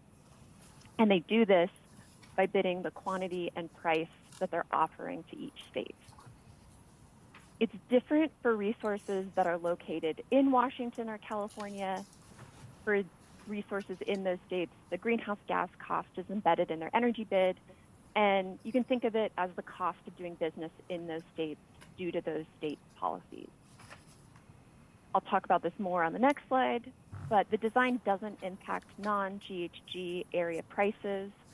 And as part of this design, we do support compliance entities with data to support compliance efforts, as well as data to support states for their own regulation purposes. So let's now move to the next slide. And what this slide gets into is how greenhouse gas pricing impact is limited to the states that have those policies. And we often get the question on if the greenhouse gas design impacts non-GHG pricing states. And I'll note that when any state has a greenhouse gas pricing policy, it can change the dispatch order overall. But from a price formation standpoint, what I hope you take away is there's a different bid stack in the GHG area versus outside. And so on the left, what I'm showing is a non-greenhouse gas region bid stack of some sample resources, the megawatts being offered at different prices. And this bid stack doesn't include greenhouse gas costs because this region doesn't have a greenhouse gas price. So you see the marginal energy cost, essentially to clear supply and demand, is 15. But that differs with this same set of resources if they were in the greenhouse gas area. And it can change what resources might be considered economic once you layer in the cost of greenhouse gas regulation. So on the right-hand side, you see the bid 2 is no longer economic, but bid 3 is. And this example changes the marginal cost now for both energy and GHG to be $20. What this simple slide can't convey is that the optimization is really looking to serve both regions at least cost. And maybe I'll just summarize this from a Utah resources perspective. If a resource in Utah voluntarily elected to offer it to California, Washington, or both regions, that resource would face a compliance cost from California or Washington. They'd have the ability to reflect that cost in the market, and then they would be paid a greenhouse gas marginal cost, which might be above their compliance cost. And that cost would be paid for by California or Washington load if they were dispatched. So that payment that they're receiving has the potential to be an added revenue stream and has the potential to put downward pressure on retail rates for those entities that offer generation to the greenhouse gas region. This design also benefits the greenhouse gas regions because the market's optimizing their region to be served with least cost, least emitting resources. So I hope this helps with an overview of the greenhouse gas design, and I'm happy to take any questions. It helps. One question I have, sorry, this is Chris from DPU. So if you had a third diagram here that was blended GHG, non-GHG regions, I hope I'm gonna ask this question well, so you can tell what I'm getting at. But if you were to have a blended version of this,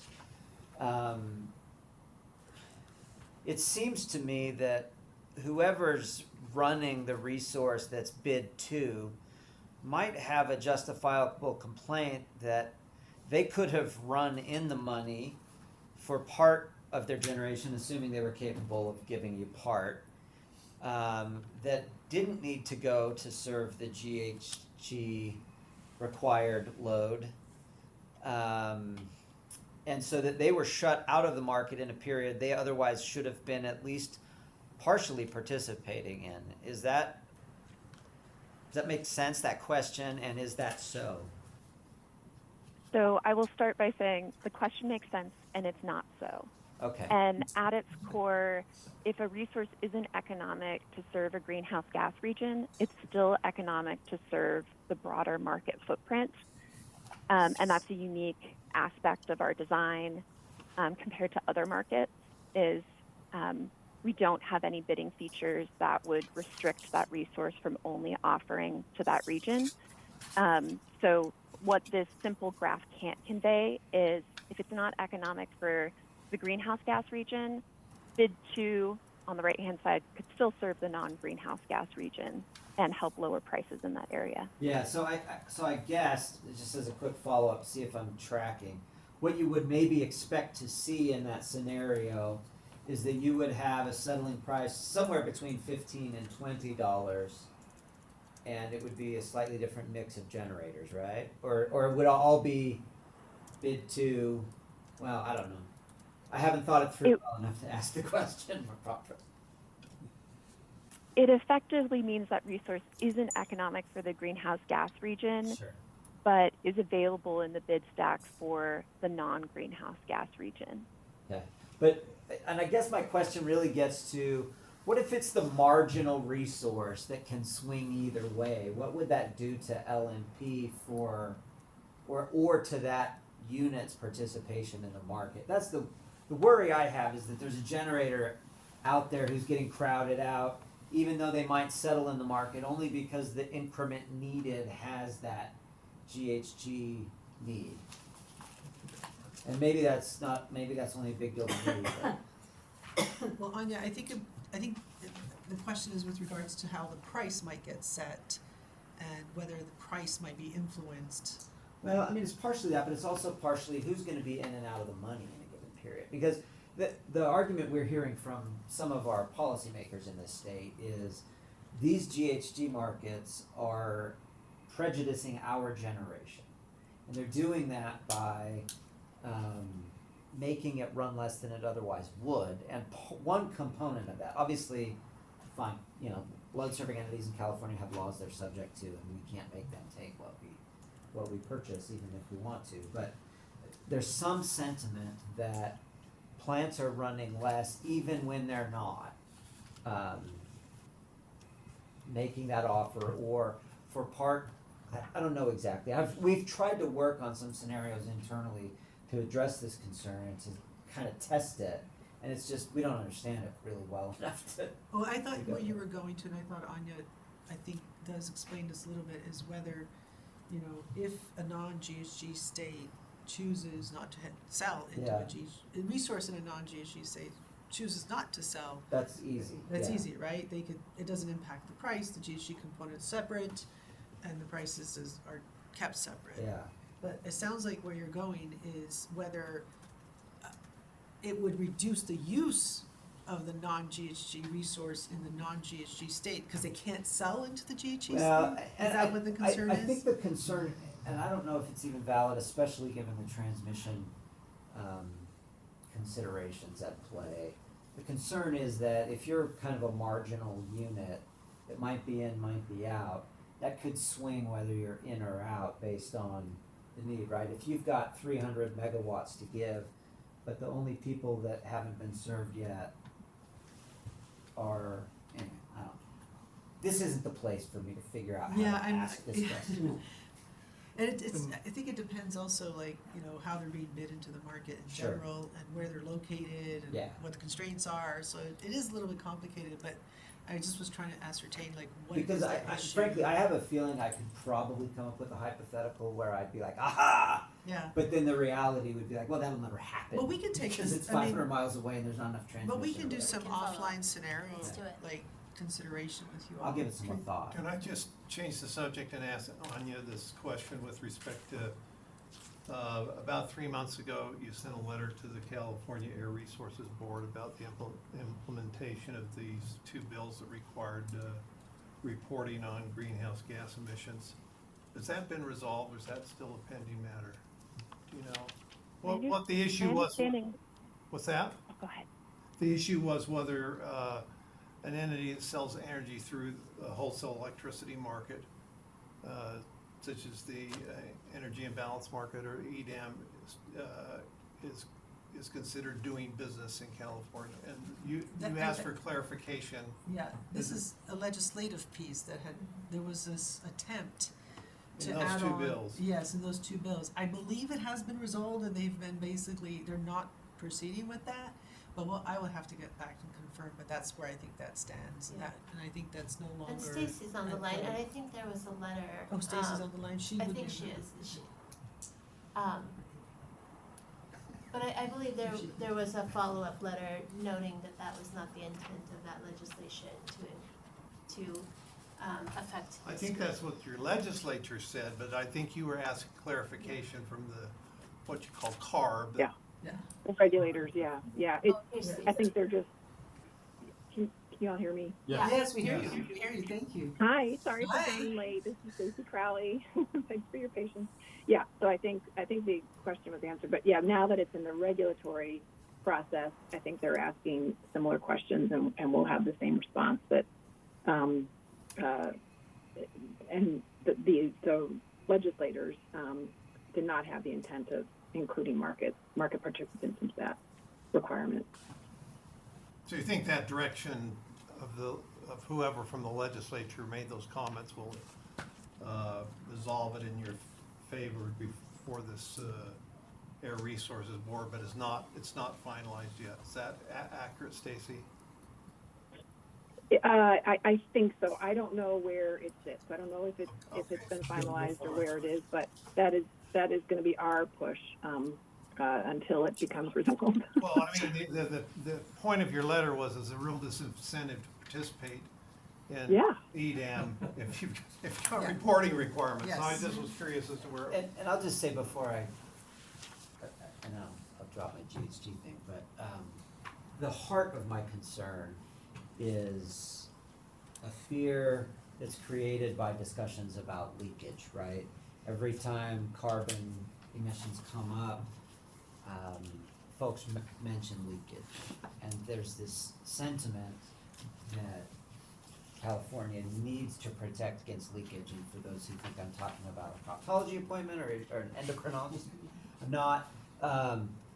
This is the concept that I may not have that GHG requirement, but if that all I'm doing is shifting my carbon emissions elsewhere, I'm not really making a difference. And that puts on my lawyer's interstate commerce thing, and I worry that the market design somehow enables that goal to eliminate emission leakage in a way that disadvantages some players. That's the underlying worry that I have, and I haven't yet satisfied myself, but that's because I just don't understand it deeply enough, and I just want, that's where that comes from, that concern. It's a concern we've heard before, and I know Anya, you might have some more insights on this, but I think, the different programs create different incentives and different circumstances, and we did try to create a design that minimizes adverse impact on anybody and doesn't impose a GHG program on anybody, or doesn't impose and limit the dispatch of other resources and other systems if they're not participating in a GHG program. But Anya, I'm not sure if you had some more to share on the leakage question. I know we talked a lot about it during the stakeholder process. Sure. Maybe I'll just share two items. One, the EDAM design has new enhancements to reduce the potential for secondary leakage, secondary dispatch. It's really states that calculate if there's been leakage. And the way that CARB approaches that is really to calculate it and then impose a cost on their electric utilities. So happy to have a follow-up there, but I just wanted to share those two items. I think what you just said is that there's a post hoc evaluation of how much leakage occurred and payments by California LSEs to account for that. Is that right? That is correct in the California context, and Great. Washington's developing rules Okay. that may look like that. That's very helpful. Thank you. Just in the interest of time, I'm a little bit worried into the second. Oh, we actually are on the last slide on GHG. Okay. Great. Ready to? Thank you. Suggestion now? No, just at some point in time, be nice to know whether CARB could clarify that. Yes, we will follow up on Let us that. know. Absolutely. Yep. Okay, I think next then, we are gonna get into one of the most exciting topics that has been around the past 6 months. It's congestion revenue allocation. I will introduce, I will let Milos get into the details of this, but I will say this much. No market has ever gone live without a discussion on how do you allocate congestion revenue? How do you transfer rights from non-market to market environment? So we're not alone in this, and I'll say that much. However, I do understand that the uniqueness of the EDAM poses some other issues and how you deal with that, and so we've been methodically working through that with stakeholders, and I'm happy to say that we have a solution that we hope will be approved by our governing body next week and Board of Governors and on our way to FERC. With that, I will ask Milos to walk us through what's going on. Sounds good, and again, good afternoon, everybody. I'll provide just a short briefing on the ongoing effort that Anna mentioned to review and enhance the design on congestion revenue allocation that you may be familiar with or you may have heard about. I'll provide a bit of background on the initiative and then talk about the proposal that's emerging here from the effort now that we're in its closing stages. So FERC approved the EDAM design for the extended day-ahead market in late 2023. And PacifiCorp, as the first EDAM entity, then went through its stakeholder process, similar to what they did in the EIM when they were joining in 2014. They went through their stakeholder process to modify or revise their open access transmission tariff to support participation in the EDAM and support the go-live in May of 2026. And then, as you may know, these revisions were filed with FERC earlier this year in January and are currently pending at FERC. In comments to the FERC filing on the PacifiCorp tariff, some transmission customers expressed concern with how the market operator allocates congestion revenues among EDAM balancing areas under the EDAM design that was approved by FERC. And in particular, the concern was that the EDAM entity, in this case PacifiCorp, for example, may not be allocated sufficient congestion revenues from the market operator to enable then PacifiCorp as the EDAM entity to provide a greater congestion cost protection through their allocation methods to their transmission customers that may be exercising their firm transmission rights that they've secured under the PacifiCorp tariff. And in response to those concerns, then the ISO launched this expedited initiative to evaluate potential targeted changes to how those congestion revenues are allocated in order to support ensuring that those transmission customers that are exercising their rights, that they can receive, that the EDAM entity can receive sufficient congestion revenues to provide that congestion cost protection. So if we go to the next slide.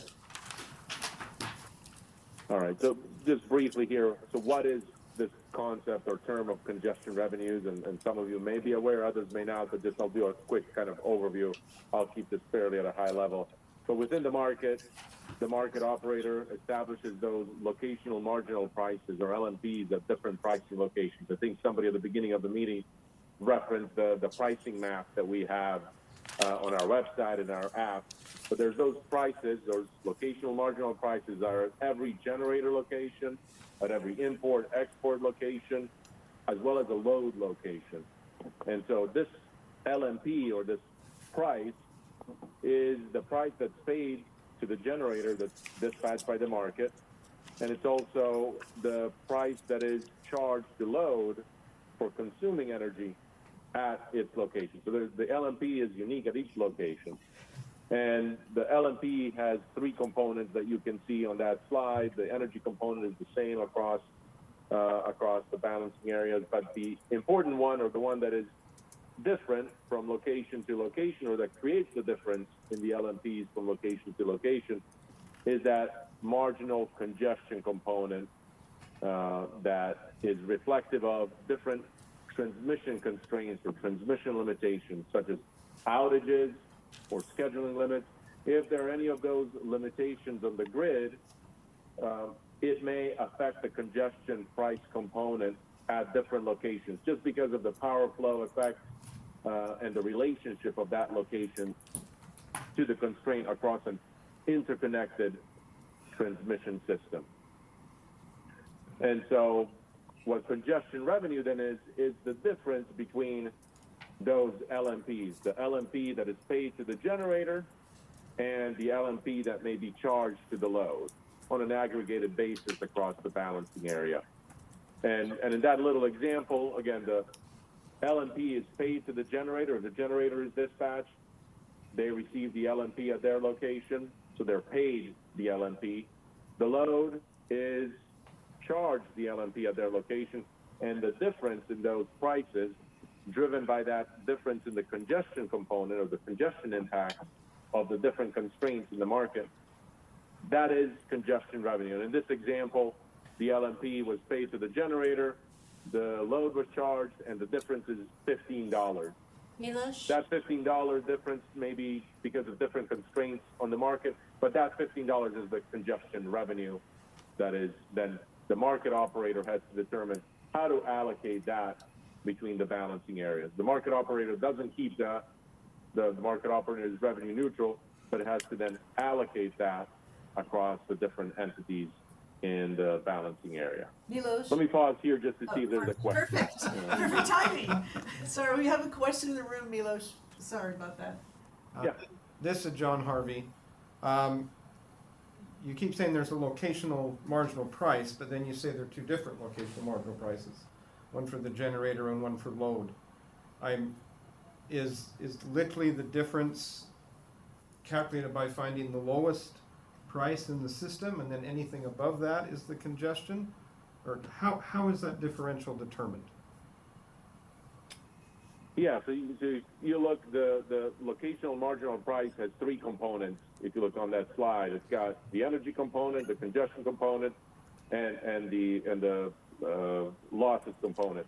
Energy component is the same across all of these pricing locations, and so the difference is due to the congestion price component, which is affected by the different transmission constraints that may be what we call binding in the market, that may be in effect, whether it's outages or other conditions. That's what drives the difference in the prices of the different locations, is that congestion component that may be affected by the constraints that are present in the market. I don't know if that answered the question, but that's the driver for the differences. And is it comparing to one price across the entire market, or is it within balancing areas? It just seems like there's actual cost differences as you have a system this big that would make comparing to one price problematic. That's right. So that price difference, only the energy component of that price is the same. The congestion price is different, and it could be affected by constraints across different areas of the market footprint, across different balancing areas that are in the market.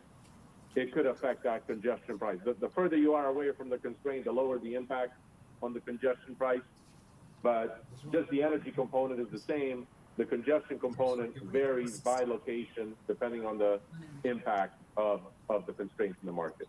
If you had a perfect transmission system, you'd have the same LMP. Yeah, no losses, That's right. think of it this way, no losses, no transmission restriction, infinite amount of transmission, you would always have one price. You have one The price. market Yeah. clearing price that Yeah. applies to the Exactly. entire. Right, but I Yeah. mean, if you don't have that, which we don't, Right, it Right. seems like there's gonna be pockets yeah. where there's low-cost transmission, low-cost generation, Mhm. and if you're somewhere else, you don't have access to that. You're saying any higher price there is completely congestion price? Well, a price at one location will reflect the cost of serving, the cost of getting that, all the energy to that location from all parts of the system, because it'll redispatch to say, how do I get it there? So it'll look at the marginal cost at that location. So each location then is constrained, might be constrained based on a reference bus assessment, relative to a location, what the congestion is in that system. when I Looking look- at it as a whole. Yeah, go ahead. I understand that the load, it's easy to identify, the load is right there. Right. But when you're talking about paying a generator, Okay, the difference. so that's different. So the- How, So the they can be generator coming from location- anywhere. Right, the generator location is based on what is the cost based on their marginal energy bids at that location to clear that generator. And that'll clear for the whole system on the marginal energy price for that location, right? Okay, so they might have bid in $20, but the system price ends up being 25. $25. You've got for- losses as one component. No, that's for the energy, so we're saying Yeah, for yeah. the energy system. So they're gonna Minus get the market, 25. yeah. Part of the difference Yes. between load and Yeah. generator Yeah. is the line loss. Yeah, but just to determine the generator, I think is where we're. So, going yeah, into so the actual, when you talk about it, the locational marginal price has three components. That's just for load. It is, when you say just for load. Who's gonna get charged the 45 in this example? It's The only 45 load, and all the yes. generators In are this gonna example, get, are yes. gonna get the 30.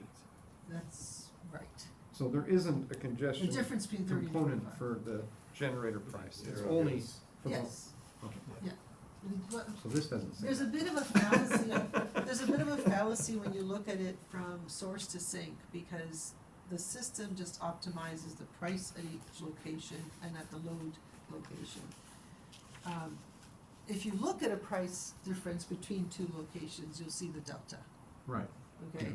In a bilateral world, they tend to have sourcing combinations in how they serve their load. Sure, sure. And so Good they, point, they're, point. they'll look at it in that way. But that's not to say that when the system optimized those bids, it only looked at the congestion between one point to the other. It looked, Look at the whole system. it looks to the whole system, so it picks up all kinds of sensitivity to serve that load at that location. And then the question becomes whether that's a fair system for allocating those congestion costs across all of the Right. players in the market. Right. That's the rub. Well, Well, and I guess what what the hope is that if it's actually optimizing market, even though you're paying a congestion price at that load location, it's still lower than it would have been absent the market. Yes, but also, you have to fairly allocate it so that you create the proper incentives for kind of the threshold about when I decide to build to eliminate another congestion. Yes. so that's a principle of LMP markets, you wanna look at the congestion. Yeah. You look at, if I was also the transmission planner for the other entity, I would say, over time, I'd say, hey, the congestion costs associated with, serving load on the system are now so high that they offset, it'd be better for me to, the cost of building transmission is lower. Yeah. I'll offset that congestion exposure. We Yeah. often find in our markets that the cost of building transmission is not sufficiently low. You'd rather just deal with the congestion, right? That's right. If Otherwise, you're in we one have the system. transmission already. Yeah, but now I have two transmission service providers operating separately within one market, and so the incentives might not be necessarily aligned. Yeah. Okay, and the other thing to think about is a really important principle for us in EDAM was allowing the transmission service provider to retain autonomy over its system. So we optimize the whole market footprint together, but then we have to determine who gets what out of the congestion revenue that's collected as a whole over the market Yeah. footprint. And then you start having to allocate it out to the different entities, and this is what That's what Milos people is are going fighting through. over. Well, they, A little bit on they the- were, what they're fighting over is with the allocation of congestion revenue associated with parallel flow, but I'm gonna stop now and let Yeah, Milos yeah, explain sorry. it better. We also have another question Oh, yeah, we have online Dave, I from think. David Williams. You can just say it. Hi, thanks. For that $15 congestion revenue, is it possible to break that down into further categories? For example, could you say X dollars was due to parallel flow and the rest was just due to the physical constraints of the, I don't know if you'd say the participating system or the BA system or something like that? That's right. And that's, I think, the crux of it here is that we can, in different ways, we can identify how much of that $15 congestion difference was due to a constraint in Pacificor, how much was it due to a constraint in CGE. So we can determine how much of that was due to parallel flow versus an internal constraint, transmission constraint within the balancing area. And is that something that's done on you can do it, is it done on a regular basis? Is there something that's spitting that out, those components out in real time, or you could go back and do it? It's more in the settlement, ultimately, of the allocation that our settlement systems can look and track and derive, ultimately, how much of the congestion price was based on a constraint in one balancing area and how much was it based on another constraint in another balancing area. So it's not something in real time that's produced and visible, but it's more for settlement purposes. We can track and try to disaggregate as much as we can those effects of the constraint. How much of the price effect of the $20 congestion impact was due to a constraint in Pacificor, an internal constraint, and how much was it due to another constraint in another balancing area that affected that price. But it's more of a settlement action, not something that's necessarily visible in real time that we can identify. Okay, thanks. Yeah. And so the crux of the issue here is when a transmission customer, and David, I think you bring us here, but the crux of the issue was in those protests and those filings was, I'm a transmission customer. I hold transmission rights from a generator to a load or to an export point. When I exercise those rights, and there's a mechanism in the EDAM that allows you to exercise your firm transmission rights, the market will give you flow priority and will prioritize those transactions. But when you exercise those rights, you have rights from source to sink. At the source, you're going to get paid the LMP at that source, at that generator. And at the sink, you're going to get charged the LMP at that location. And so when a transmission customer is exercising those rights, there may be a congestion price difference ultimately. They're paid the LMP, and they're also charged the LMP at the load or at the export location. There's going to be a congestion price difference. And that's because of the impact of constraints within the balancing area, if there's one good finding, and or within another EDAM balancing area. If there's a constraint in the neighboring balancing area, that's called what we call parallel flow congestion revenue. The difference in the prices between those locations is driven by a constraint in a neighboring balancing area, creating parallel flows between balancing areas. And that's the crux of it, is how can you ensure that the EDAM entity is getting sufficient revenues, including revenues associated with a constraint in a neighboring balancing area, so that the customer that's exercising their rights within Pacificor, the entity will receive sufficient revenues associated with all the constraints that are impacting that, so they can provide a congestion cost hedge or congestion cost protection. So if we go on the next slide, and I'm almost done here, just 2 slides to bring this to a conclusion here. But in the EDAM, under the current approved design, the EDAM entity, the market operator collects the congestion revenues and then allocates it to the EDAM entity, and the EDAM entity then sub-allocates it under the terms of their tariff. They have the autonomy to determine how they're going to sub-allocate that to their customers. Under the current FERC-approved EDAM design, all the congestion revenues that are collected as a result of a particular transmission constraint are allocated to the balancing area where the constraint is located. So if the constraint is in Pacificor, there's a transmission limitation in Pacificor, It impacts the congestion components of prices within the Pacific Core balancing area, but it may also have an impact on certain prices at locations in their neighboring balancing area, just because of the interconnectivity of the system and the parallel flow effect. And so all of those congestion revenues within the balancing area go to Pacific Core, as well as any congestion revenues that result from that constraint that are in the neighboring balancing area, it goes to Pacific Core, and vice versa. All depends on where the constraint is. And so the concern there was that, yeah, go ahead. Well, this is Dave Clark. So it just seems to me that the size of the balancing area in California and the extent of the transmission system makes it plausible, at least, that the lion's share of these congestion revenues are going to end up in California. Paid for in California. Well, it depends where the congestion occurs. Yeah, but I'm just saying given the extent of the transmission system in California, and They're given paying the- for it, yeah, gi- yeah. and giving just the geographical magnitude of that balancing area. Well, that's right, there's more nodes in California, there's more load. Load is paying for more congestion on the system, for sure, than they would be paying, say, in Pacific Core in totality, because it's a different system, but, the congestion in California, it's not like California's getting more congestion from everywhere as a whole. It's just that there's more transmission constraints perhaps in California creating that congestion. So where the transmission that is constrained in the market occurs is where the money goes to. And it's also where the money comes from. And it's also where the money comes from, correct, because load in that area is paying for it.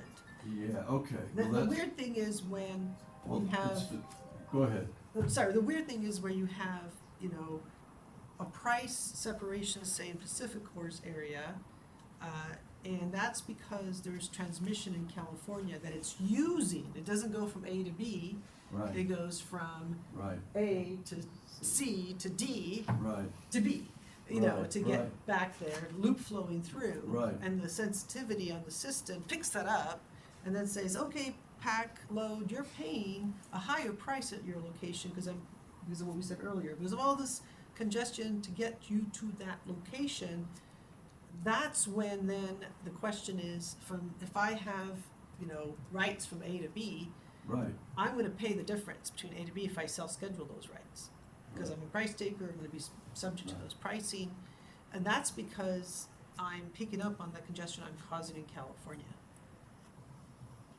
But then, the question is, how do we get the money he's gonna get there to cover the congestion exposure, in the PAC system? And that's the parallel flow. That is the parallel flow. Right. Yeah, and yes, there's probably gonna be more congestion revenues collected in California simply because it's a larger system. For sure. But what we've also seen, and this is one of the reasons why it triggered concerns, is that we tend to have more loop flow on the California system. Path of least resistance, right? Right.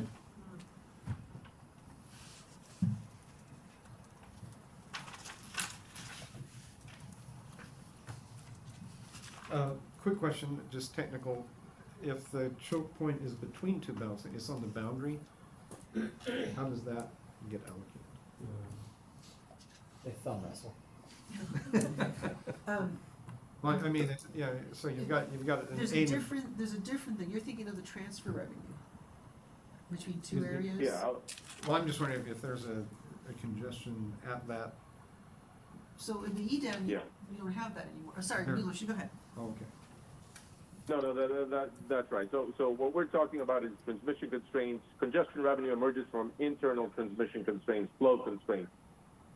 There can be also congestion at the inner tie between two EDAM balancing areas that supports transfers, and just because of scheduling limits in particular that may be reached at those locations. And under the EDAM design, we call that transfer revenue, which is the difference. Anytime there's been scheduling limits, you've just reached the scheduling limit between the two at the interconnection based on the schedules. that creates energy price differences then between the two balancing areas, and that's what we call transfer revenue.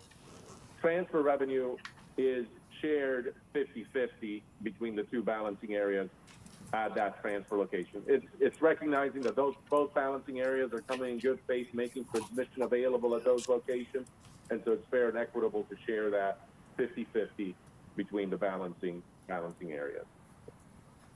Thanks.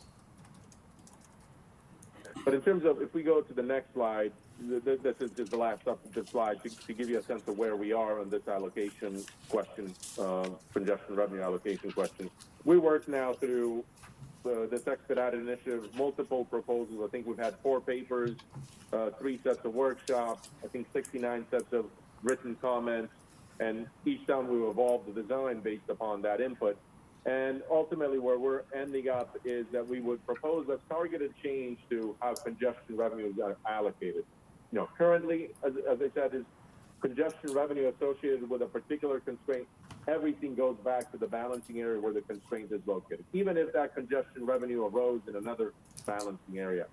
Under the targeted change, what we're saying is that effectively remains the same, except that congestion revenues that are needed to ensure that the parties that are exercising their firm oath transmission rights to make sure that their congestion costs are covered, that parallel flow congestion revenue will be allocated to the EDAM balancing area where that revenue accrues or where the parties are exercising their rights. What that will do is it will provide additional revenues to Pacificor, for example, to ensure that anybody that's exercising their firm oath rights on Pacificor's system, if the congestion price difference is because of a neighboring constraint in a neighboring balancing area, we will provide that congestion revenue to Pacificor. Even though the constraint is not in Pacificor, that congestion revenue will flow back to Pacificor because to support the exercise of those firm transmission rights, so that anybody that's exercising their rights, they're not exposed to that congestion cost difference. Pacificor will get the revenues, and then they are able to sub-allocate that to the transmission customers who are exercising their rights, and that will then ensure that those transmission customers that are using their rights are not exposed to that congestion cost difference potential. So this is, And I'm looking at this is Dave Clark again. So the last bullet, so I'm just interested in the status of this proposal. So this is something you're gonna now take to stakeholders, right? No, we finished our stakeholder process last week. We published our final proposal. Okay. And we're going to the governing body next week, which is one of our boards. We have 2 boards, the governing body as well as the Board of Governors. It's a joint issue under their jurisdiction, so we'll be taking it to them. And then after that, we'll file it at FERC. And, we hope, See what you get. Yep, and hopefully that will also help facilitate decisions in the Pacificor tariff filing. Yeah. Because we do believe this is a targeted solution to the issue that was raised within their filing, which was, hey, if I use my transmission point-to-point rights, I'm not getting recovery for the full congestion exposure, and we think this does that. Okay. But, and just to be clear, there's a total pot of congestion revenues that's been collected, and this is just saying from that total pot, we're gonna cut off this bit, which would just reduce everybody else's by whatever that percentage is. And that would all take place in the settlement process. It would be done through the settlement process, Right. yes. Okay. Yep. That's right. And throughout that stakeholder process, there was interest from stakeholders to continue to discuss the design informed by operational experience. And so we've committed to re-engage with stakeholders prior to EDAM launch and monitor the effects during implementation and the impacts, and then continue to evaluate what kind of near-term enhancements and a long-term design we may want to explore as the footprint grows. Okay. And if we go just to the last slide, just some of the logistics, I think Anna alluded to it, but we're in the process. We're taking this. We published the final proposal last week. We're taking this to the board and the Western Energy Markets governing body for decision on the 19th. If approved by those entities, then we would file that with FERC by the end of the month in June, and then that will FERC's decision on this will support implementation on the May 26th timeline. I think we should turn to governance real quick because, You got 3 minutes for governance. 3 minutes for governance. Polly, is this gonna be? Oh, we're gonna bring Stacy back in. Oh, okay. Yeah. And 3 minutes or less. This is how I got to know Stacy. Yeah, that's right. Hi, everyone, and I know you guys are at the end of a long weekend day, so I'll just, I guess if we're all interested, I can kind of just use a couple of those slides that you have there to describe our current governance structure and what's happening with pathways. Does that sound okay in the quick time we've got? And listen, it doesn't have to be a hard stop at 4 o'clock. I mean, people have to leave, they have to leave. We'll go until you've explained what you need to explain and we've asked our questions. Because there's been a lot of questions and they have slowed you down. We understand that. Yeah, okay, great. Thank you. So, yeah, I can see that you've got that slide up there. So I'll just kind of go through sort of our current governance structure, and it was, as you may know, it's evolved over time. When I got to the ISO, it was a board of governors that had sort of sole authority over all the decisions of the organization. And as we were developing, I started at the ISO in 2013, just for reference. As we started to develop the Western Energy Imbalance Market, we worked with Western stakeholders to recognize that now the West needs to have a voice as the market gets stood up and operates. So through a group called the Transitional Committee, we developed a governance structure that is something like you see now, but it has evolved even since the beginning. But really the key structure reflects stakeholder input, and you can see across that chart that there's a number of places to provide input and from a number of sources. So you have traditional stakeholders, right? Anyone who wants to engage in our processes can engage and submit comments, call in, talk to our board, and feel that they've been, heard.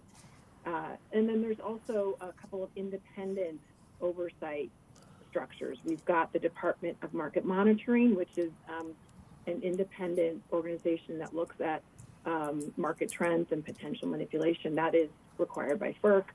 And then we have a Market Surveillance Committee, which is right now a group of 3 experts that aren't company employees. Yep. Oh, I thought I heard something. They just look at sort of how market policies have been developed.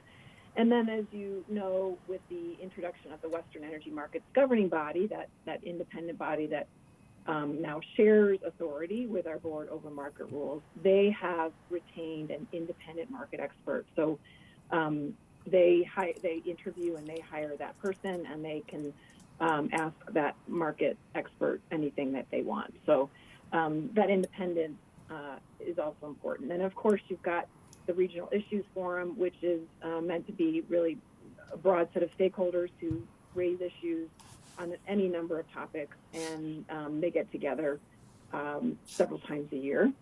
And the body of state regulators. So that's an important tool that, one, educates regulators on what's happening in the market, and then allows them the opportunity to have opinions about our policies or really anything. And they also, a member of the body of state regulators also sits on the nominating committee that selects that independent Western Energy Markets governing body.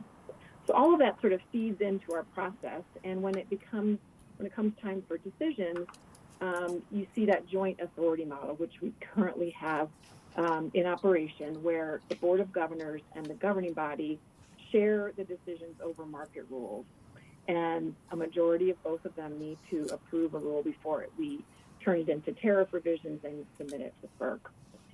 There is a dispute resolution process. We've never had to initiate that if the 2 bodies disagree. But that's been the way it's evolved over time. and I think it's I think it's been successful, and they've never, like I said, they've never disagreed on an issue, although they've had, you know, robust conversations about things. So now we are in a place where, with the extension of EDAM and the initiative called the West-Wide Governance Pathways Initiative, there was a recognition that we really need to try for more, right? More independent governance decision-making over these Western markets. And in 2023, the West-Wide Governance Pathways Initiative began when regulators from 5 states formed a launch committee to explore this. So they worked fairly quickly, and by later that year, they really decided that they would need to take a stepwise approach, right? It wasn't just going to be sort of a sharp change, but they recognized that, can we do anything around the margins within the existing authorities that we have under our California statute that sort of formed us, and stretch that ability to have independent governance. That turned into what they called Step 1 proposal. And that Step 1 proposal, I'll explain the details in just a minute, but that came for a decision in front of both boards in August of 2024, so last summer. And we approved, they approved those changes for Step 1. And what Step 1 does is it says, okay, you've got the shared authority now. Let's elevate the role of the governing body to have primary authority over these market rules. And so that's ensuring sort of greater influence over really all market participants, not California. It also adds a dual filing option with FERC, saying if there are disputes between the Board of Governors and the governing body, that after a dispute resolution process and a number of iterations back and forth with stakeholders, that we could file 2 proposals to FERC. In that process, the governing body could hire their own attorneys and help make that filing, so that there was a sort of fair regulatory review of 2 proposals. This is what you called the jump ball proposal. Yeah. Sorry. Say that again? This is what you called the jump ball scenario. Yeah, that's what, yeah, Yeah. affectionately called. Right. A couple other key things it did was it expanded the mission of the governing body. So, and it said that it now needs to explicitly emphasize consumer interest and the preservation of state and local authority, right? So you've all talked about that for years, and it's something that that the West really wanted reflected in the mission of the governing body. So as they're looking at decisions, they're taking consumer interest into account and the assurance that state and local authority, maintain their authority. So all of that said, the Step 1 proposal also required a trigger to implement these changes. And the idea was that we needed to see enough entities interested in EDAM to make this significant change. And that trigger was based on enough load outside of the California ISO footprint to be interested, and geographic diversity to make this trigger happen. We expect that trigger to be met very soon. We have, as you all know, we've talked about the publicly stated interests of folks like NV Energy and PNM in the Southwest to join EDAM. Any one of those, or either one of those, would meet that trigger, and we would quickly move into this new structure where there would be primary authority by this governing body. So that's a significant shift, and we are ready for that to happen when it happens. And then back to the Pathways Initiative, as I said, it was a stepwise approach. Their Step 2 proposal is really looking to move the governance of market rules to a separate, independent, what they're calling regional organization. And that would be separate from the ISO structure. It would reside in its own sort of corporate system and have staff managing that. That Step 2 proposal if California parties wanted to be governed by that regional market, takes a change to California legislation. And so the step 2 proposal was vetted through stakeholder processes that they undertook and sort of got approved by this launch committee. And then the key elements of that was reflected into Senate Bill 540 in California, which authorizes the ISO to make tariff modifications to essentially be, to allow a regional organization to govern the market. It also says that the ISO would operate the market, right? So we would use our technology, our control center, our resources to actually operate the market, but it would be governed by a different regional organization. There are criteria both in the step 2 proposal and the legislation that have to be met in order for our board, the ISO Board of Governors, to find that this is that the regional organization does kind of comply with a number of criteria, including independent governance, consumer protections, and making sure that the ISO does have the technical capability to operate these markets. So that is currently moving through the California legislature. It has passed the U.S. or the state Senate and has been amended and is now in the Assembly. It was noted by what I would call the support coalition, those who are both heavily involved in the pathways work and supporting the bill of the California legislature. The amendments are not necessarily supported by the broad coalition. So there is going to be an effort, and there is an effort underway to make changes that will be enticing to the West, because it's sort of like you build it and nobody comes, what's the point? So just a quick note on schedule. It's in the Assembly now. The bill has to move through its policy committee, which is it's in the Energy Policy Committee by July 18th. And then the California legislature goes on a month recess till August 18th. And then their deadline to pass bills is September 12th. And the governor has 1 month after that to sign bills. So October 12th is sort of the final step in this process. So I will be happy to answer questions or fill in some gaps or whatever you need. So Stacy, what's your assessment of that amendment being stripped out that creates that 5-member regional energy market oversight council? I noticed that it passed the Senate on a unanimous vote, and so are you optimistic in the Assembly this is going to be further amended? And then, because, I mean, the concern is this is really going to impact the step 2 of pathways with the independent entity. Folks will claim right. This isn't. Yeah, really it's an unfortunate amendment. Yeah, and it's not supported by the coalition. And I think folks understand that that could be just a non-starter for those in the West. And so I think there is going to be a significant effort to remove that language and really get back to the heart of the original legislation. So I feel optimistic about that, because I think ultimately, we and others have let the decision makers know that no bill is better than a bill that has something like that in it.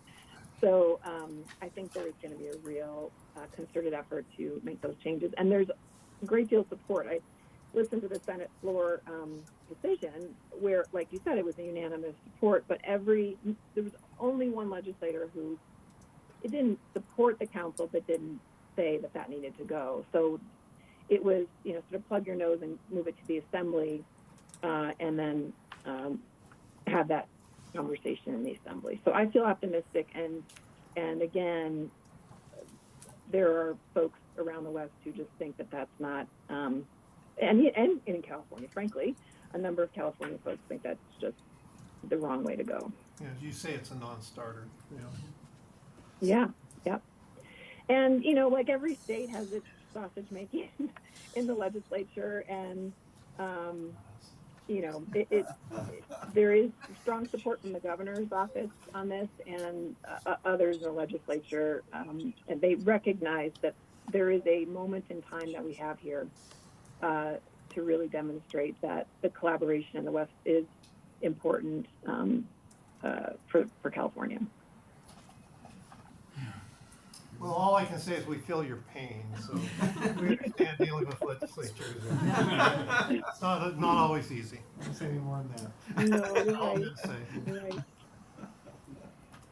All right, thank you so much, Stacy. I have three please. cleanup things, real quick. And then I'll follow One, you with my list. Average cost of implementation for EDAM, we're looking at it running at about 1.2 million. So Oh. depending on resource. That's for an EIM participant? Right, going into Yeah. EDAM. So it depends on what you're looking at, but right now we're looking at an average 1.2 million. Two, the first tier of that three-tier approach, that inconsequential tier, if you, Yeah. that first tier is 10 megawatts. That's actually a fixed number, okay? The other one's based on percentage of your IR, Imbalance reserve. Three, the app.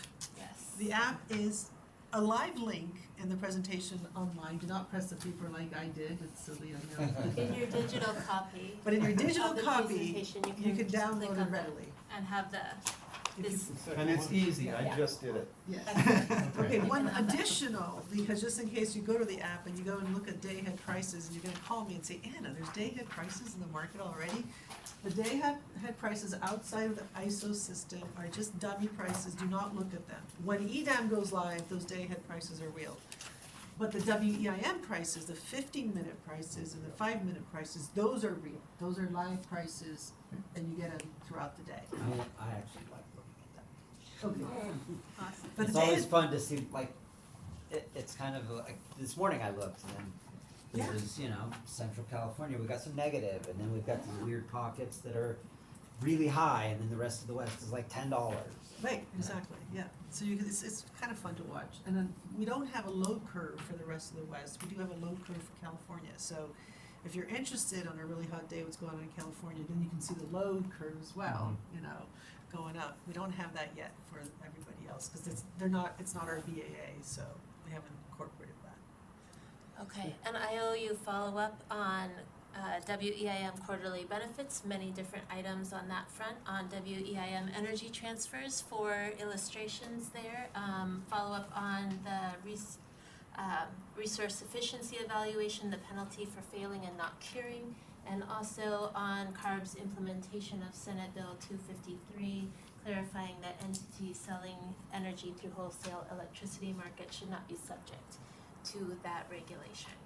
And if you want to follow up after that with a follow-up call, visit, we will make that happen. Okay. Thank you so Well, much. thank you so much, Anna and Holly, for being here in person, and for Stacy and Milos and Anya who've been with us online. I think this has been very helpful, very informative, and appreciate everybody else who's been here in the questions. And with that, we'll conclude this public meeting. Thank you. Thank you. Thank you all. Yeah. Bye. I don't- Thank you. See you out here.